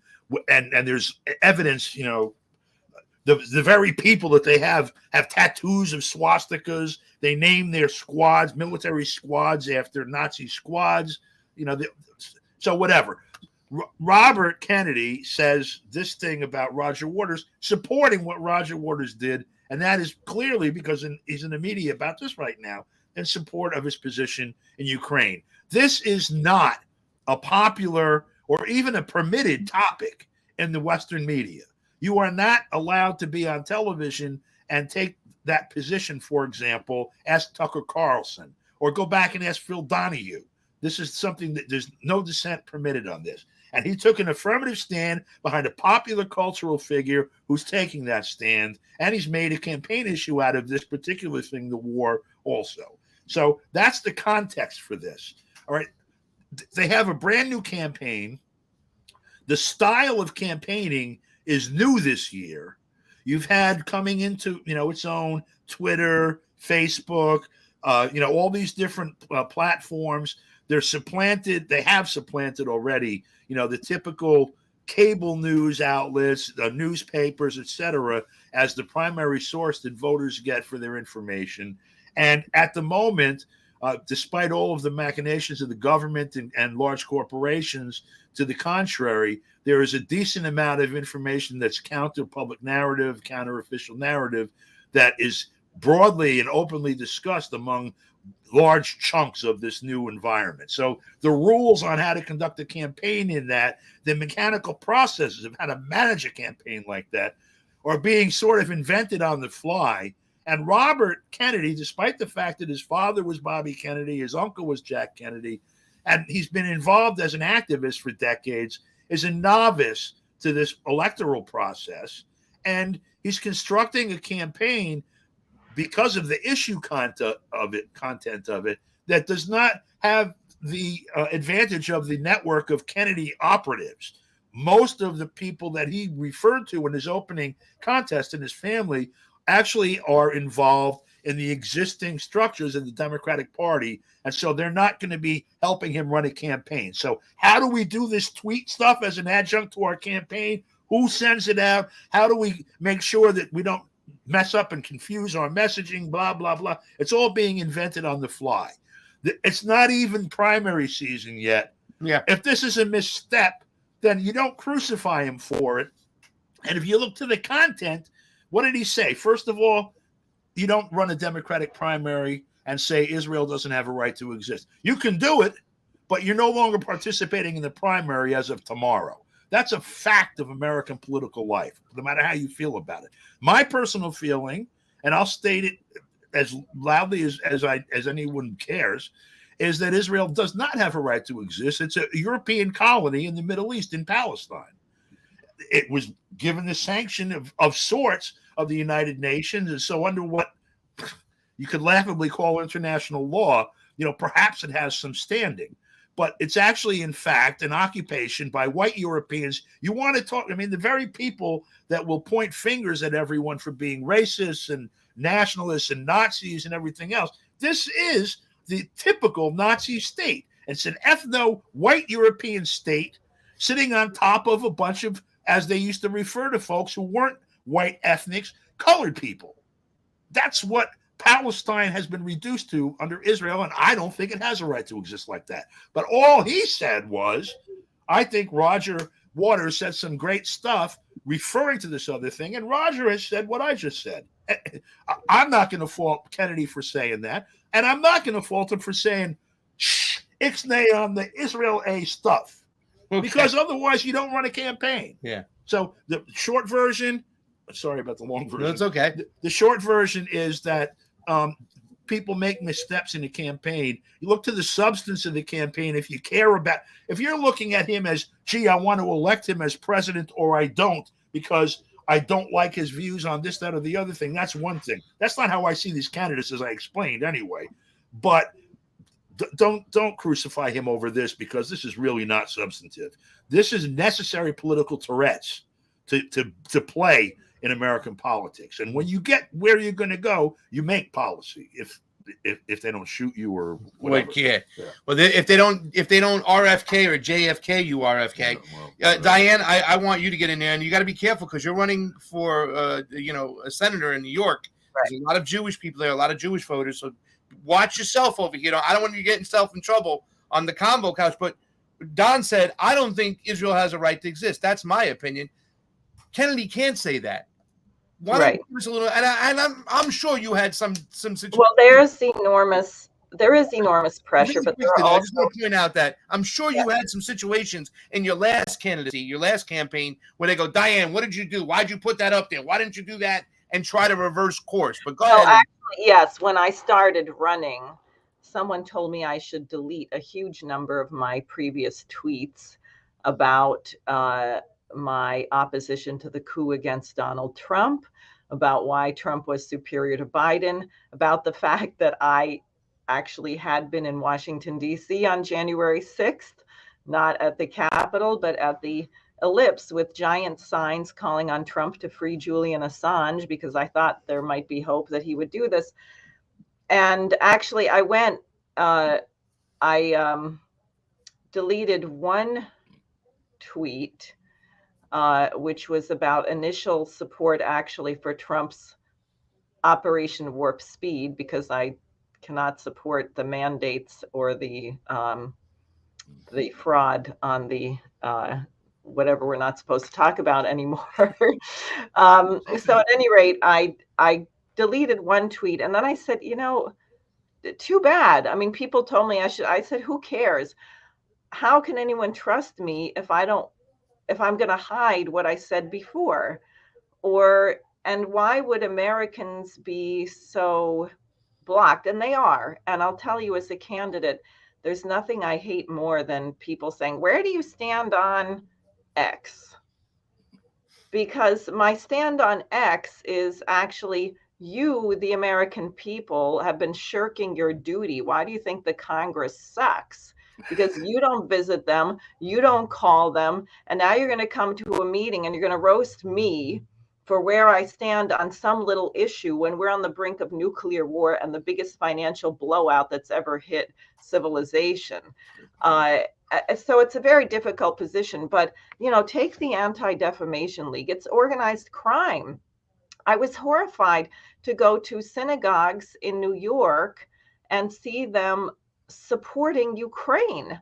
I'm thinking, why are you supporting Ukraine? And I was happy. I actually met an Israeli on the street when I was out there with a bullhorn against the war. And he goes, do you know what they do in Ukraine? I said, you mean the Nazis? He said, yes, they're Nazis. They're Nazis. And I was really happy to meet someone from Israel who's teaching here at a university who wants the truth to come out. So, now to use another name that apparently we're not supposed to say, Larouche, he was very active actually with the Israeli peace movement. He believed that Israel had a right to exist, but that Palestine did as well, and that the only way that you were going to find a peace, preferably at that time, and it's such a horrific situation now, the 67 borders, you had to have economic development. And I would say, and in fact, Rabin and Arafat, there were a whole series of projects to green the deserts. And Larouche warned at the time, he said, if you don't get shovels in the ground, if you don't get immediate improvement into the livelihood of everyone in that region for having come to this agreement, then it's going to drown in blood. And sure enough, the International Monetary Fund never came forward with the money to build the water projects. Rabin got assassinated.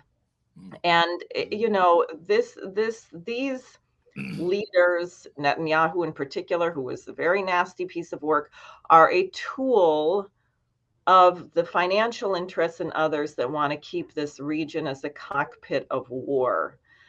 And you're of course not allowed to say that. And people running for office are under enormous pressure. Max Blumenthal, right? He gets called anti-Semitic or self-hating Jew. Self-hating Jew is the one I hear. Exactly. It's absurd. It's absurd. There are certain universal standards of human dignity, and we have to be able to tell the truth about them. So the tweet, should he have deleted it? I mean, you had a point where you deleted one tweet, and then you were like, no. Should he have deleted the tweet, or should he have left it be? Was it that big of a deal? I think it's not that big a deal. I agree with Don. Don't crucify the guy over it. Can you imagine running for president in the Democratic Party? No. You have vipers and dragons breathing down your neck about what you're allowed to say and not say. I'm not that masochistic. I can never conceive of it. Exactly. And I was a little concerned, frankly, about some of the comments that former Congressman Kucinich made, because I got I don't think that Bobby Kennedy Jr. necessarily agrees, but you began to get a sense that there was some idea of rebuilding the Democratic Party. I mean, that thing is dead. Yeah. It is dead. It is over. It is fascist. There's a reason. Tulsi hung with it as long as she could. And I think that's a terrible thing. And I'll say one other. Can I say one more thing? I'm sorry, because one more thing, Diane. Thank you. We're counting.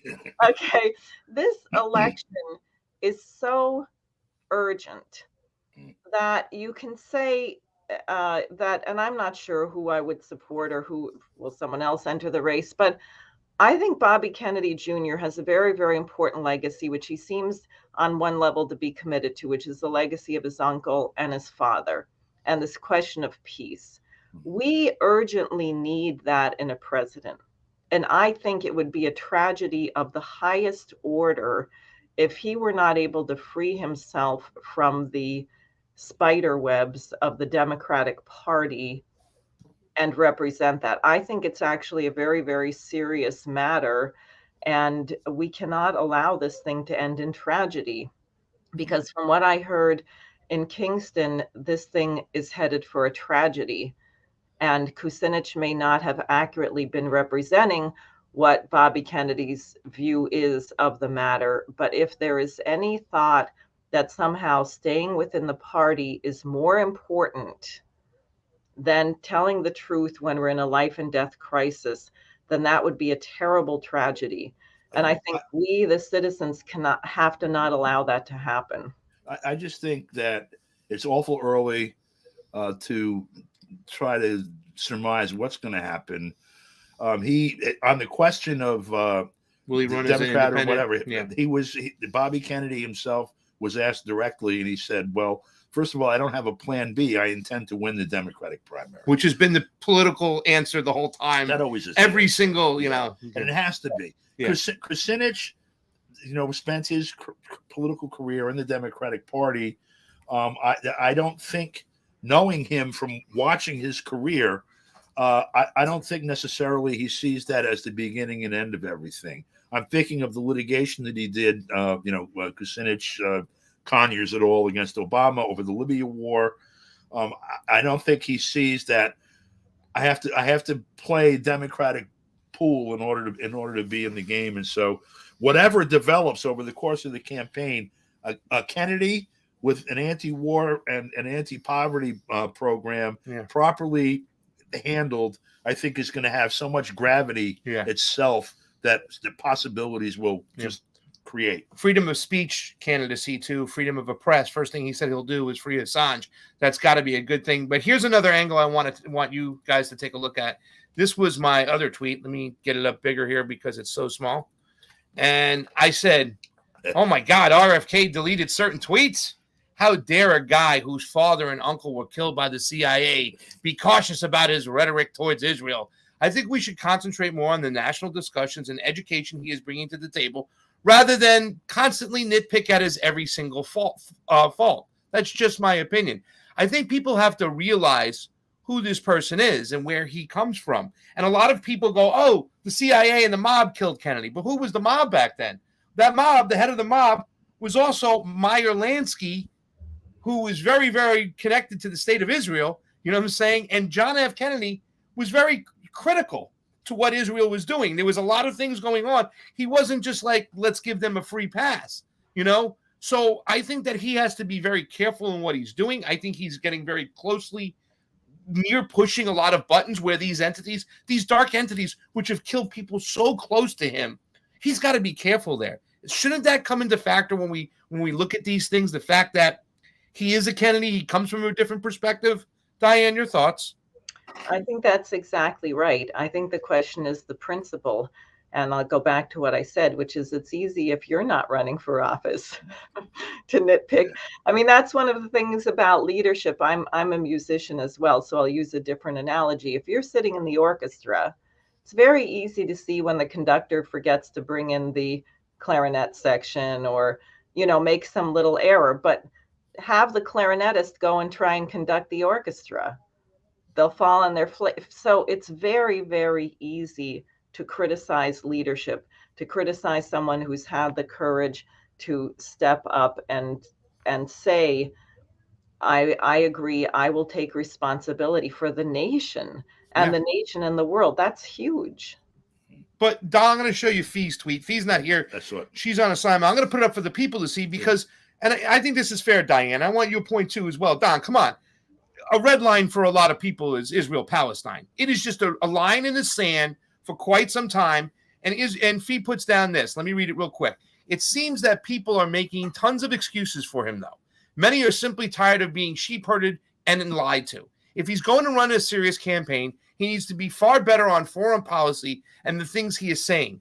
People will have the criticism of anyone else running, but for some reason, people are making excuses for him. If he's going to run for president, he better be ready for some scrutiny. Now, more than ever, we don't need time to look the other way. Israel is an issue many of us will not budge on. And if he's scared, he shouldn't be running.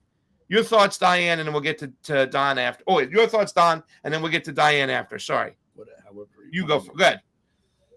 I think I made it clear my perception of the situation with respect to the so-called state of Israel. That it's a European white settler state. It is probably most like in the past century, South Africa, apartheid South Africa during that period, resembles the United States and other, Australia, other places where, in essence, Europeans went in, massacred the people, stole the land. It's the same. The mythology that attends it is straight out of Nazi lore.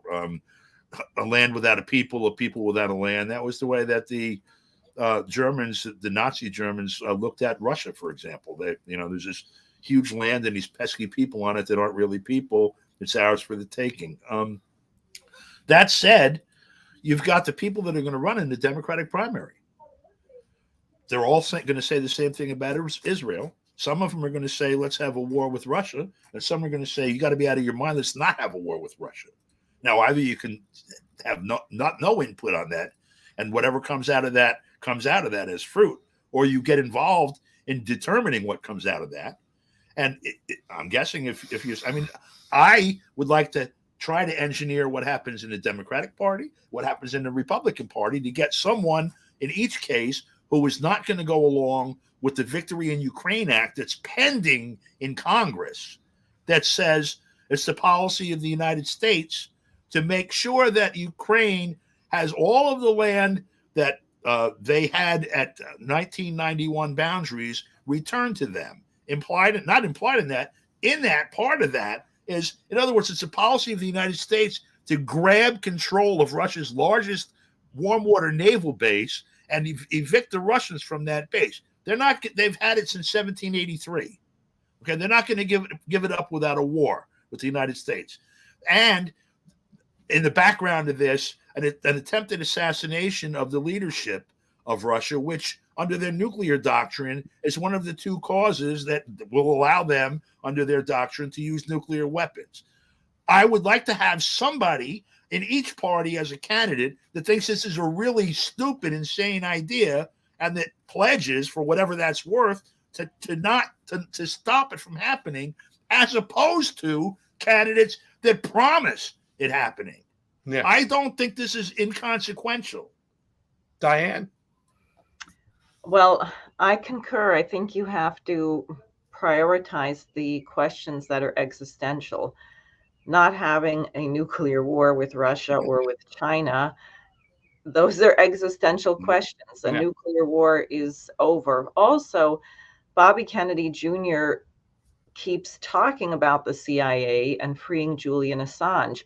If we can liberate our nation from this dictatorship, which is funded, and I don't want to because the intelligence agencies and Wall Street and the City of London have a symbiotic relationship. It's not one acting without the other. Just look at the fact that not one single big banker went to jail. Right.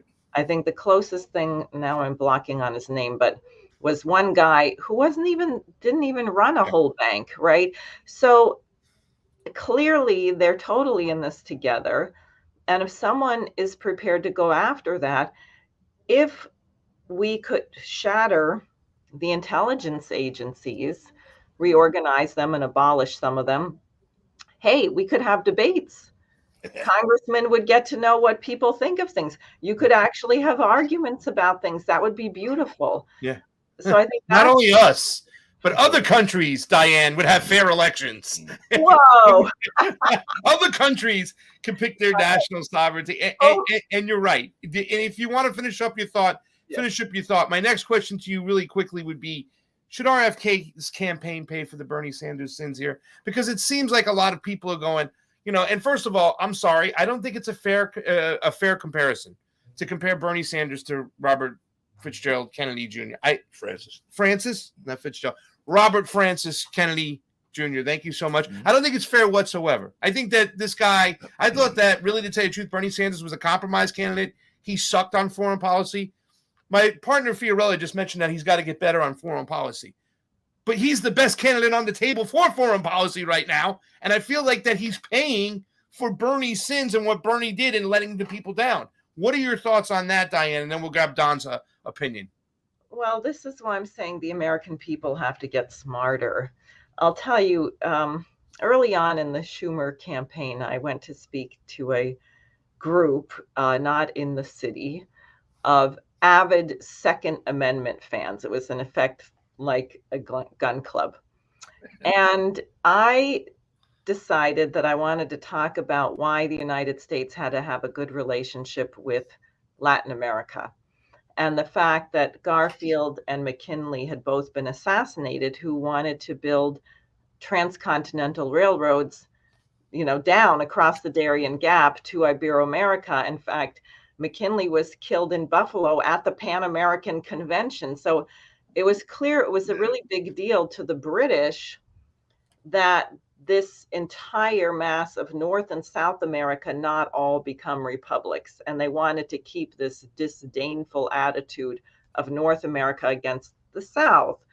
And I was doing that because I wanted to get at the migration question, that as soon as you find yourself identifying a group of people as the enemy, then they have you, you're done.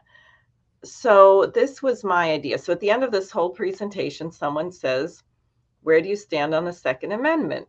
Now, I happen to actually be a very strong promoter of the Second Amendment. I don't think we're going to solve anything by banning weapons, because it's a cultural problem. And you see it when people drive their cars into crowds and hack people up with machetes, and they'll figure out. So, but I didn't answer that, because I said, I don't want to answer that question in that form. And what happened was, one of my own volunteers freaks out and because she can't take the tension in the back of the room. And she starts shrieking, why don't you tell him your position? Why don't you tell him? And then the whole room turns into a mob. So I had my own volunteer organize this room into a lynch mob against me, who probably agreed with them on guns. And finally, I really yelled at them. And I said, look, this is why you always get people that you don't like, because you ask them stupid questions. You just heard my whole presentation here. You should know who I am. And you want me to give you a yes or no answer, and you can't even tell if I'm telling the truth on it. Right. And what happened is 50% of the room signed up to get on my email list and gave me their phone numbers, and 50% were really enraged. And when I called back, a couple of them, they said, well, why wouldn't you answer the question? I said, well, they said, you know, Gillibrand, she really screwed us. I said, well, did you ask her that question? They said, yeah, we asked her. And I said, what did she tell you? And they said, well, she told us that she supported the Second Amendment. And I said, yeah, and what did she do? And so it just proved exactly what I was saying. Yeah, right, exactly. Yeah. So, Don, your thoughts on, should RFK's campaign be paying for Bernie's sins? And no, Bernie Sanders, and I saw somebody in the chat say that Bernie Sanders is better than RFK. Not in a long shot, but go ahead. You know, I don't conceive of these things that way. Yeah. You know, when you wake up in the morning and you have a list of tasks in front of you, somehow they relate to the things you want to extract from, you know, the public policy making that's going on somewhere. and you have the tools that you have to work with. That you don't have the tools that you don't have to work with. Okay, so if you're going to have an impact, you got to look at what you have in front of you and how can I employ these things to help move along to where these policies, some of which have existential, questions, some of which are existential in nature. In other words, if I'm going to have an impact on such questions as, is the world going to blow up before my child reaches the age of 8? You better be pretty damn clear about what you're doing, working on that problem. And what we have right now is Joe Biden. And we have Democrats, Republicans, Libertarians, some Greens or whatever whatever you call them. And huge ballot hurdles to get over now that they've implemented in the last few years, in 2020, 2019, in a variety of states. New York is one of them. Diane knows this from getting on the ballot. It was like, climbing Mount Everest with one leg tied behind your back. Yeah, they make it that way. Yeah. Running a national campaign, you have to jump over the hurdles in all 50 states and the territories to even be a credible candidate. And then you've got all the other problems that go with that. I think that, what Sanders did is clear that his job was to be a Pied Piper. He said some things that were somewhat heretical to the conditions that we had before, candidates going back, say, to Reagan or Carter or even Gerald Ford and even Nixon.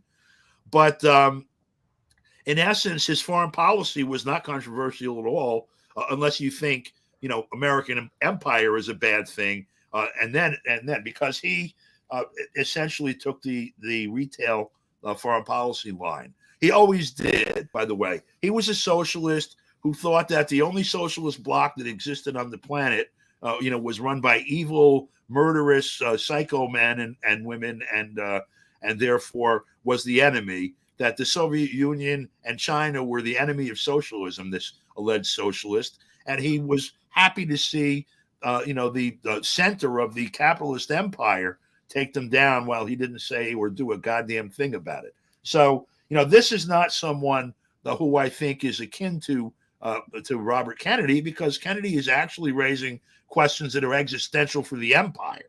Looking at uncapturing the CIA, for example, is not a rhetorical flourish. Okay, this is something that is an essential part of the nature of this police state. Diversifying ownership and control of the media, and taking the government's hand off of making determinations about valuing different voices and weighting the scales and all of these things. These are existential questions for an empire that is already under both duress because of its own internal dynamics, and also facing a challenge around the world from rising dissent against its control. And I think that we have to really think about, you support him, what happens, you don't support him, what happens. And the same thing with Trump, by the way. Yeah. There are alternatives that are there. Yeah. Okay. If these people aren't the ones, those other alternatives are going to be the ones. Exactly. That's the real world. Exactly. How does that play out? You have to think about these things. Without Robert Kennedy in the discussion right now, what would we be discussing about in the American left? It would be ridiculous. Yeah. Diane, your closing thoughts on this, and then we'll get to your friend, Lindsey Graham. I know you want to get some comments on that. I got the video, and you made a post today. But your final thoughts on RFK's running right now? Is it good, bad? This whole I think it's business. I think we've hashed that out. But just the macro of what you think is going on, because I've said this before. To me, it's all about the discussions. It's all about the education that's bringing to the table. We're not going to like everything he says. There's going to be areas we don't like. We could talk about the whole carbon and the his green situation. We know about this, but good or bad that he's running in this particular presidency? It's good. If he weren't running, then there would not be a voice, as you said, on the left. There's a huge number of people who have concerns which he is raising. So I think it's good. I mean, as Don mentioned, since I ran as an independent and am again, we know that there is an effort to silence debate.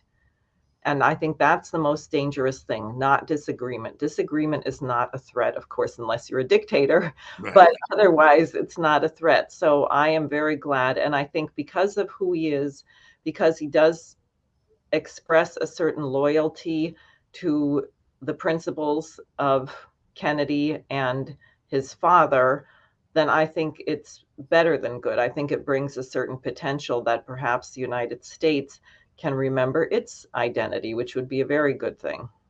We need some we need some morality in this whole situation. And I like what he says. I mean, and people are also forgetting about his position on COVID and the vaccine. He stood alone, and the guy's been censored for quite some time. He stood alone on this. He was a voice for many, many people who were shut out, who were silenced. We were demonetized. Yourself, everybody knows this. So I think it is a good thing. I'm going to agree with both of you guys. People can disagree, and we'll continue this conversation. We got a long way to go. It's going to be interesting.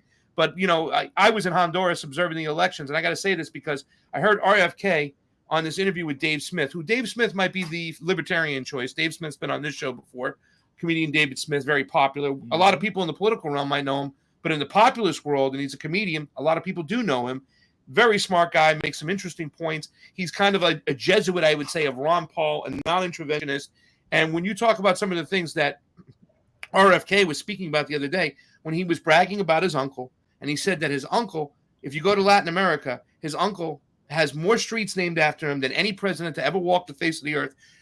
The Libre Party, which is Manuel Zelaya's party, when I got a chance to meet Manuel Zelaya and his wife was running, Xiomara Castro, who eventually became the president of Honduras, first woman president. I go into the room, whether you like these people or not, Chavez on the wall, you know, Castro on the wall, Maduro on the wall, Ortega on the wall. They're all together. They're on horses together. They're standing at the podiums. Gustavo Petro's there. The revolutionaries of the revolutionaries and the biggest of the biggest are there. And down the way, on the wall, one United States president, John F. Kennedy, is on the wall. He talked about what's going on. The only people who haven't been coming to our border are the people from Costa Rica. And guess what? Costa Rica is the only country in Central America that hasn't been messed with by the CIA or invaded with our own government. That's why they're not coming. He talked about what happened in Guatemala and the banana, Arbenz and Dulles, who was the CIA head of the CIA at the time, had money invested in the bananas and the United Fruit Company and whatnot. So it's crazy. I think those discussions are so important. I can't wait to get his official position on Cuba because I heard something from Dennis yesterday. So those discussions are important, and I think that's what we're getting. Other discussions that are important, and wow, I don't know how these people are still in friggin' office. If there's one guy that really needs to just go to jail or be Mussolini'd, it's this guy right over here. Take a look. Free or die. Free or die. Now you are free, Yes. and we will be. And the Russians are down. It's the best money we've ever spent. Thank you so much. Now it's Free or die. free or die. Now you are free, Yes. and we will be. And the Russians are down. It's the best money we've ever spent. You know, so if you're having a Nuremberg trial, this is Exhibit A. And this guy is outside getting, as the Irish say, stretched. Yeah. Let's not forget, and a lot of people go, oh, the Democrats, you know, and Nancy Pelosi with her son and Joe Biden with his son, they were carpet bagging in Ukraine. They were awful. Let's not forget that it was John McCain, Lindsey Graham that went down there and they were starting to drum up stuff on the Maidan in 2014, and they pushed for this freaking coup themselves. It's both Republicans and Democrats alike. Mitch McConnell went down there with a crew. He went down there with Raphael Warnock. And you notice that Raphael Warnock won his election for supporting Ukraine. I don't know. I can't imagine him going back to Georgia to his constituents and saying, I went to Ukraine for us over there to help the people of Georgia. Diane, you posted this today and talked about this. I'll put up your tweet, but your thoughts and let us know. This right here, to me, is like you said, this is criminal. Right. Well, I think so. I mean, it makes you wonder if Lindsey Graham is making snuff films or something, maybe to make a profit from this. I mean, and I think that's why we have to remember our history. Can you imagine Abraham Lincoln? He was fighting an actual insurrection called the Confederacy. Yep. He never would have rejoiced in people dying. Nope. Never. So I think that alone should give people a standard, even if Russia were completely in the wrong, which they are not. Right.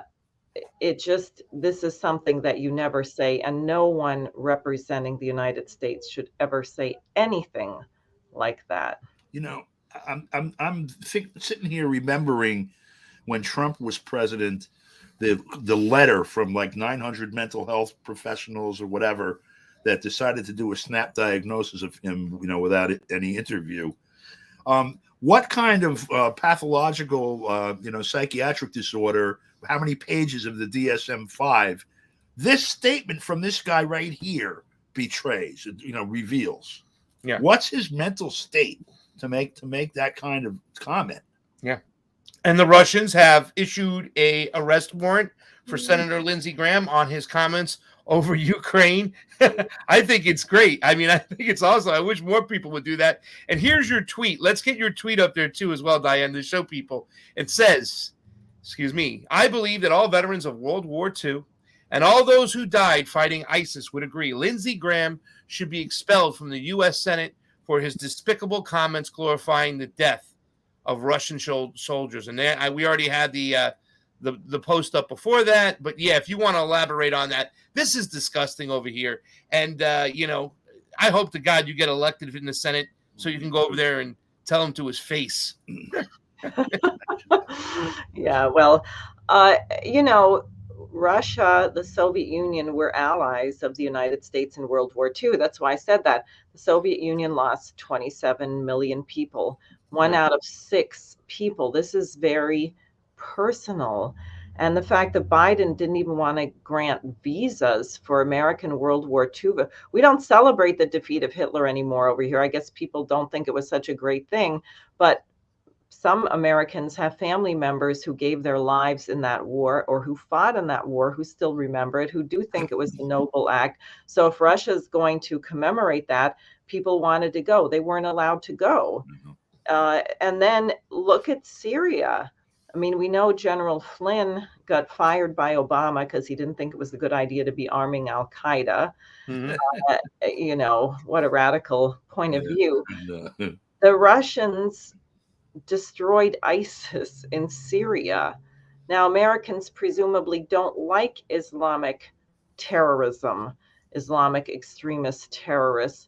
That's what they were doing. And we even had incidents where we were killing Russians in that because we were so much embedded with terrorists over there. So anyone who knows that would find these remarks treasonous. But as I said, even if Russia were in the wrong, I would not rejoice. I don't rejoice in Ukrainians dying. I think it's a horror. I think the United States should not be using them in this way. And I don't rejoice in their dying. And I know the Russians don't because they feel that they're a brother, people. Yeah, so they're brothers. Rejoicing. Exactly. I was at a meeting, by the way, where Scott Ritter was doing a book signing. And one man got up and said his daughter was in the Ukrainian army. His son was in the Russian army. He said, every morning I wake up terrified. That's what people are going through. Yeah. Brothers and sisters are fighting against each other. And they arm the Azov Battalion because they have a history of arming the most craziest radical groups out there, whether it be the Mujahideen, going back to the Contras in Nicaragua, which I'll be going there next month in July to celebrate that revolution.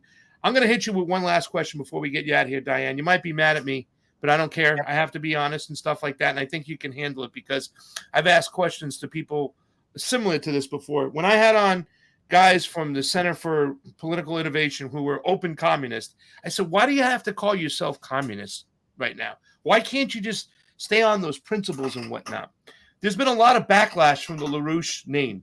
Why do you have to call yourself or tie yourself to Larouche? Why can't you just be Diane Sayre, the independent candidate? And why do you have to associate? I'm really glad you did ask that because, as you know, I'm not hiding it. I didn't want to hide it. And the reason I do it is because he was an unbelievable genius. And I think it is a shame. The United States is suffering from what they did to him, calling him all these names, shutting down all of his publications, putting his associates in jail. One of my associates was given a 77-year jail sentence merely for raising funds to print a book. He served 11 years in prison. His name is Michael Billington. So, but it's not merely out of loyalty. It's that Larouche made fundamental, incredible discoveries in physical economy. And it's like, I'll go back to Bach again. You know, there was enormous suppression of Bach, and Mozart didn't even get to find out about him till rather late in his career. Schumann didn't find out about Bach until he'd written 2 entire symphonies. And then it's like, gee, I could have had a V8. This guy discovered all of these things, and then he was able to make a leap in aspects of his development, which you hear in Schumann's Third Symphony. You hear a total difference after he gets to know Bach. So my view is that the question of Larouche is a crime against the people of the United States, because you have a guy, he had mastered all of Leibniz's work when he was 14. He was a pain in the butt in school. I ran into people years ago who were with him. He said he was always fighting with the teachers. He knew more than all of them. He never made a wrong economic forecast, maybe in terms of the timing. Things didn't happen exactly then because he was looking at physics. And he was a quintessential American and loved around the world. And I think that when you have a leader like that, it would be like saying, we don't want to own Martin Luther King, you know, someone who's a genius. And I think the American people have been robbed. So that's why I do it. It's really not about me. It's that there's been a great wrong done to the people of our nation and the people of the world by suppressing the incredible discoveries of this genius. And unless we can get rid of the stigma associated with his name, then people aren't going to be allowed to discover what he knew. Diane Sayre, ladies and gentlemen, running for Congress, running for the Senate from New York.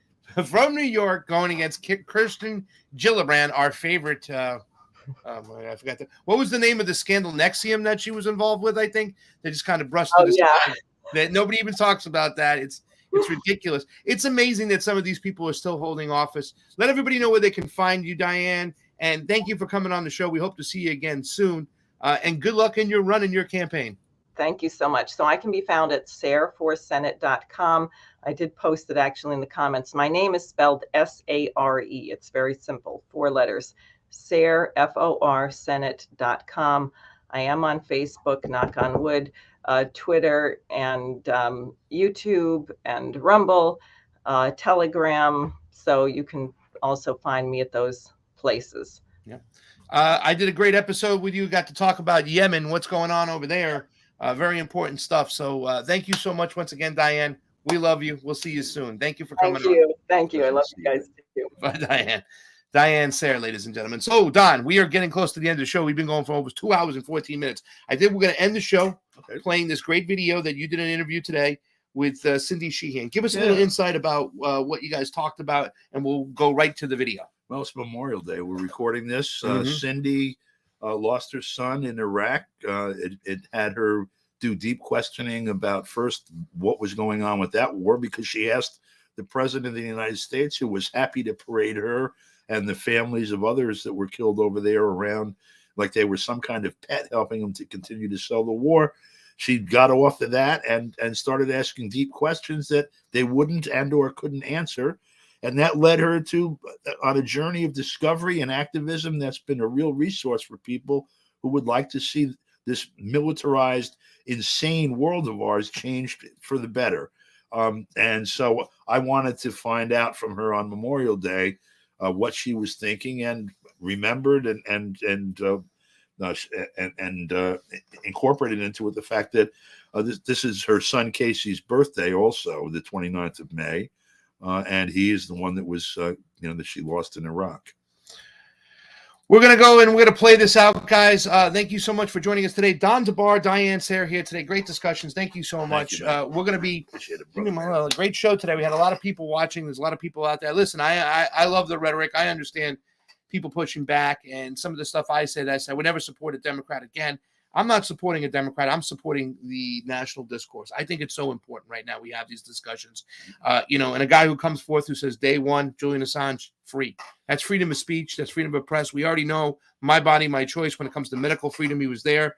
We understand where he is when it comes to his foreign policy. Yeah, there's some areas he's got to get better in. Maybe we could talk about, but he's pretty damn freaking good. I live here in Austin, New York, and I know about Bobby Kennedy for going back 20, 30 years because the Hudson Valley, the Hudson River Valley, which is where I live, is 1,000% improved because of work that he and Pete Seeger helped to organize here. And I have a lot of respect for his work. There's also some issues that he had where he stopped certain pipelines. I think that people are pissed off about. He has said he's no longer going to take a top-down approach. He's got a lot of things to answer about. I think he should answer about why he took down the tweets. He's going to get asked, so we'll know that. I'd like to hear his position on an array of things, questions I have, how he looks at the border, how he looks at a lot of things. Guys, thank you so much for joining in. We're going to play this out. This is Don interviewing Cindy Sheehan. Where can they find you, Don, and your work, and where can they be a Don Debar fan like me? I want a T-shirt, by the way. Okay. Donnie D for president. On Facebook, Don Debar, DonDebar. Twitter at Don Debar. VK.com is like VictorCarl.com. Don Debar. Truth, whatever that thing is called, the Truth something or other, Don Debar, and YouTube.com/Don Debar. I have 100 and 200 some odd videos up there. Great stuff. Let me make sure that we have any super rays. Okay, so over on the Rockfin, Arthur Carter, thank you so much. Says hi to the combo couch. Hi, Arthur Carter. Thank you so much for the tip. Gregory Walker, we didn't even hang out last time. We got to hang out next time. I love you, Greg. I just pray that no one tries to rob Hillary, and God forbid it's a botched attempt.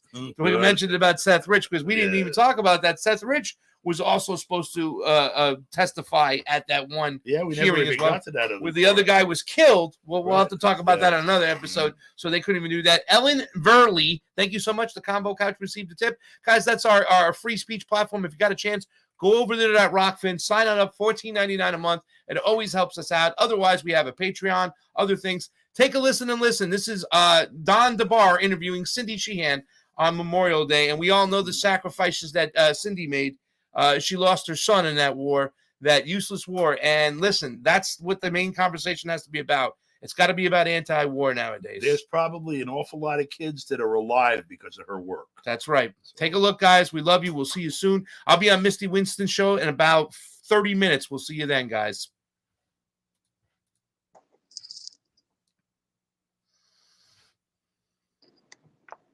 Well, Cindy. Well, Cindy, this is an unusual one. Instead of you interviewing me, I'm interviewing you. I know, huh? Like I interview you all the time and you barely invite me to be interviewed. Well, you're welcome anytime. I'm sure people in the audience would love to hear from you as often as not. Given your work, particularly Memorial Day is, a day we wanted to speak with you. And also I know that it was Casey's birthday, and I want to get your thoughts on the whole ritual around this and what you think about it in general. Well, I never thought too much about it before Casey was killed. And Memorial Day, I'm saying, it was just a day off, and sometimes we would get together with friends and family, but most of the time, it's just a day for people to catch up on their chores and shopping and things like that, because finally many workers have the day off. But after Casey was killed, it took on a new meaning to me. And Casey was born on May 29th, 1979, which on that year he was born like an hour past Memorial Day, because he was born at 1:01 a.m. But most people still think, until you go to bed, you're in the same day, if that makes sense or whatever. So, there's been like this thing in my family that he was born on Memorial Day, not technically, but, in the zeitgeist of the way humans think, then yes, he was. But so every 6 years, Memorial Day falls on his birthday. And so it's a double whammy for me. And I go up to the cemetery and bring him flowers. And it always really irritates me, if not just outright angers me, that the cemetery is filled with flags and, you know, these, like I said, gross displays of patriotism, support the troops, but when they come home, if they come home, you know, treat them like crap, reduce their benefits, make it very hard for them to access veterans benefits, and kind of discard them. And we know that a big proportion of people living on the streets are veterans. A big proportion of people that are addicted to drugs are veterans. There was a statistic where 8 Iraq Afghan veterans a day attempt suicide if they aren't successful at it. Right. And we know since Vietnam, more people who were forced to participate in that war have killed themselves than were actually killed in Vietnam. So, And that was 55,000. So you right. got more than that. And that doesn't Mhm. count. You mentioned the drug abuse, the people that slowly killed themselves by anesthetizing themselves for 5 or 10 or 20 years and finally dying. Right. And you're right. Those are never counted into the statistics. So I think that the way the United States exploits the troops and then discards the troops, we hear all about the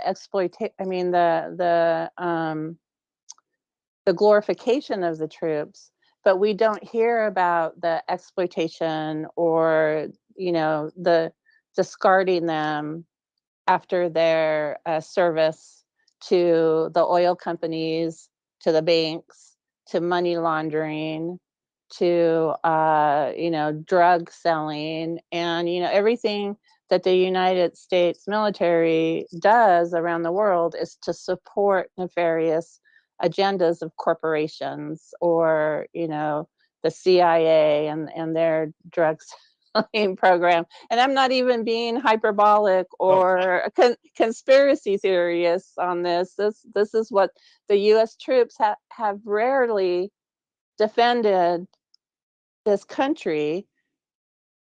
They are used for, like Smedley Butler said, to be, you know, thugs for capitalism.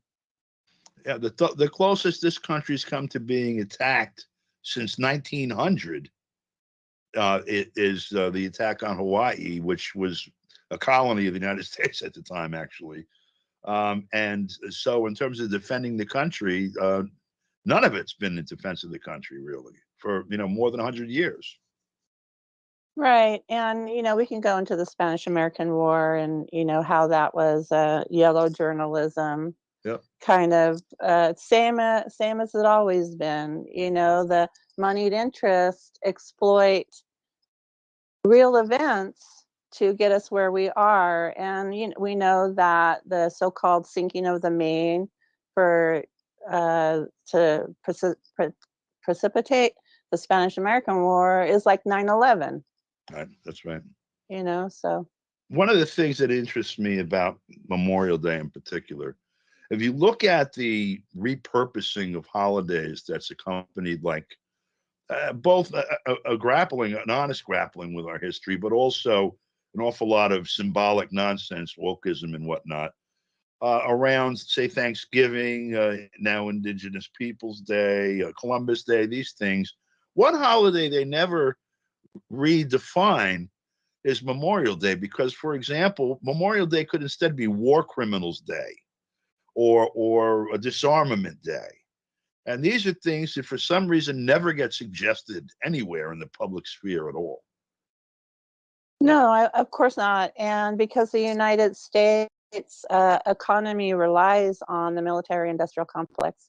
And one thing that I've learned since Casey was killed was that here in the United States, not one person lives more than 50 miles away from a war profiteer, a recruiting station, a military base, or, you know, any other thing that is dedicated to the military industrial complex. So it's pervasive. And so we say, okay, let's go lobby Congress. Every single congressperson has a war profiteer or some kind of a military base or something that employs many, many people in his or her district. So of course they're not going to cut up their noses to spite their faces. Right. And so this is why we have like Dawn is like, okay, well, this time you can vote against it. But next time you have to vote for it. This is how those whips play that game to keep the war machine going. And this absolute atrocity that's happening in Ukraine seems to be nothing but a big money laundering scheme, sending all kinds of weapons and our money that could be best used here to support veterans, to support families, to support infrastructure. It's being literally sucked into this cesspool in Ukraine, and then it's going out not to help Ukrainians, but on the black market, and like I said, for money laundering.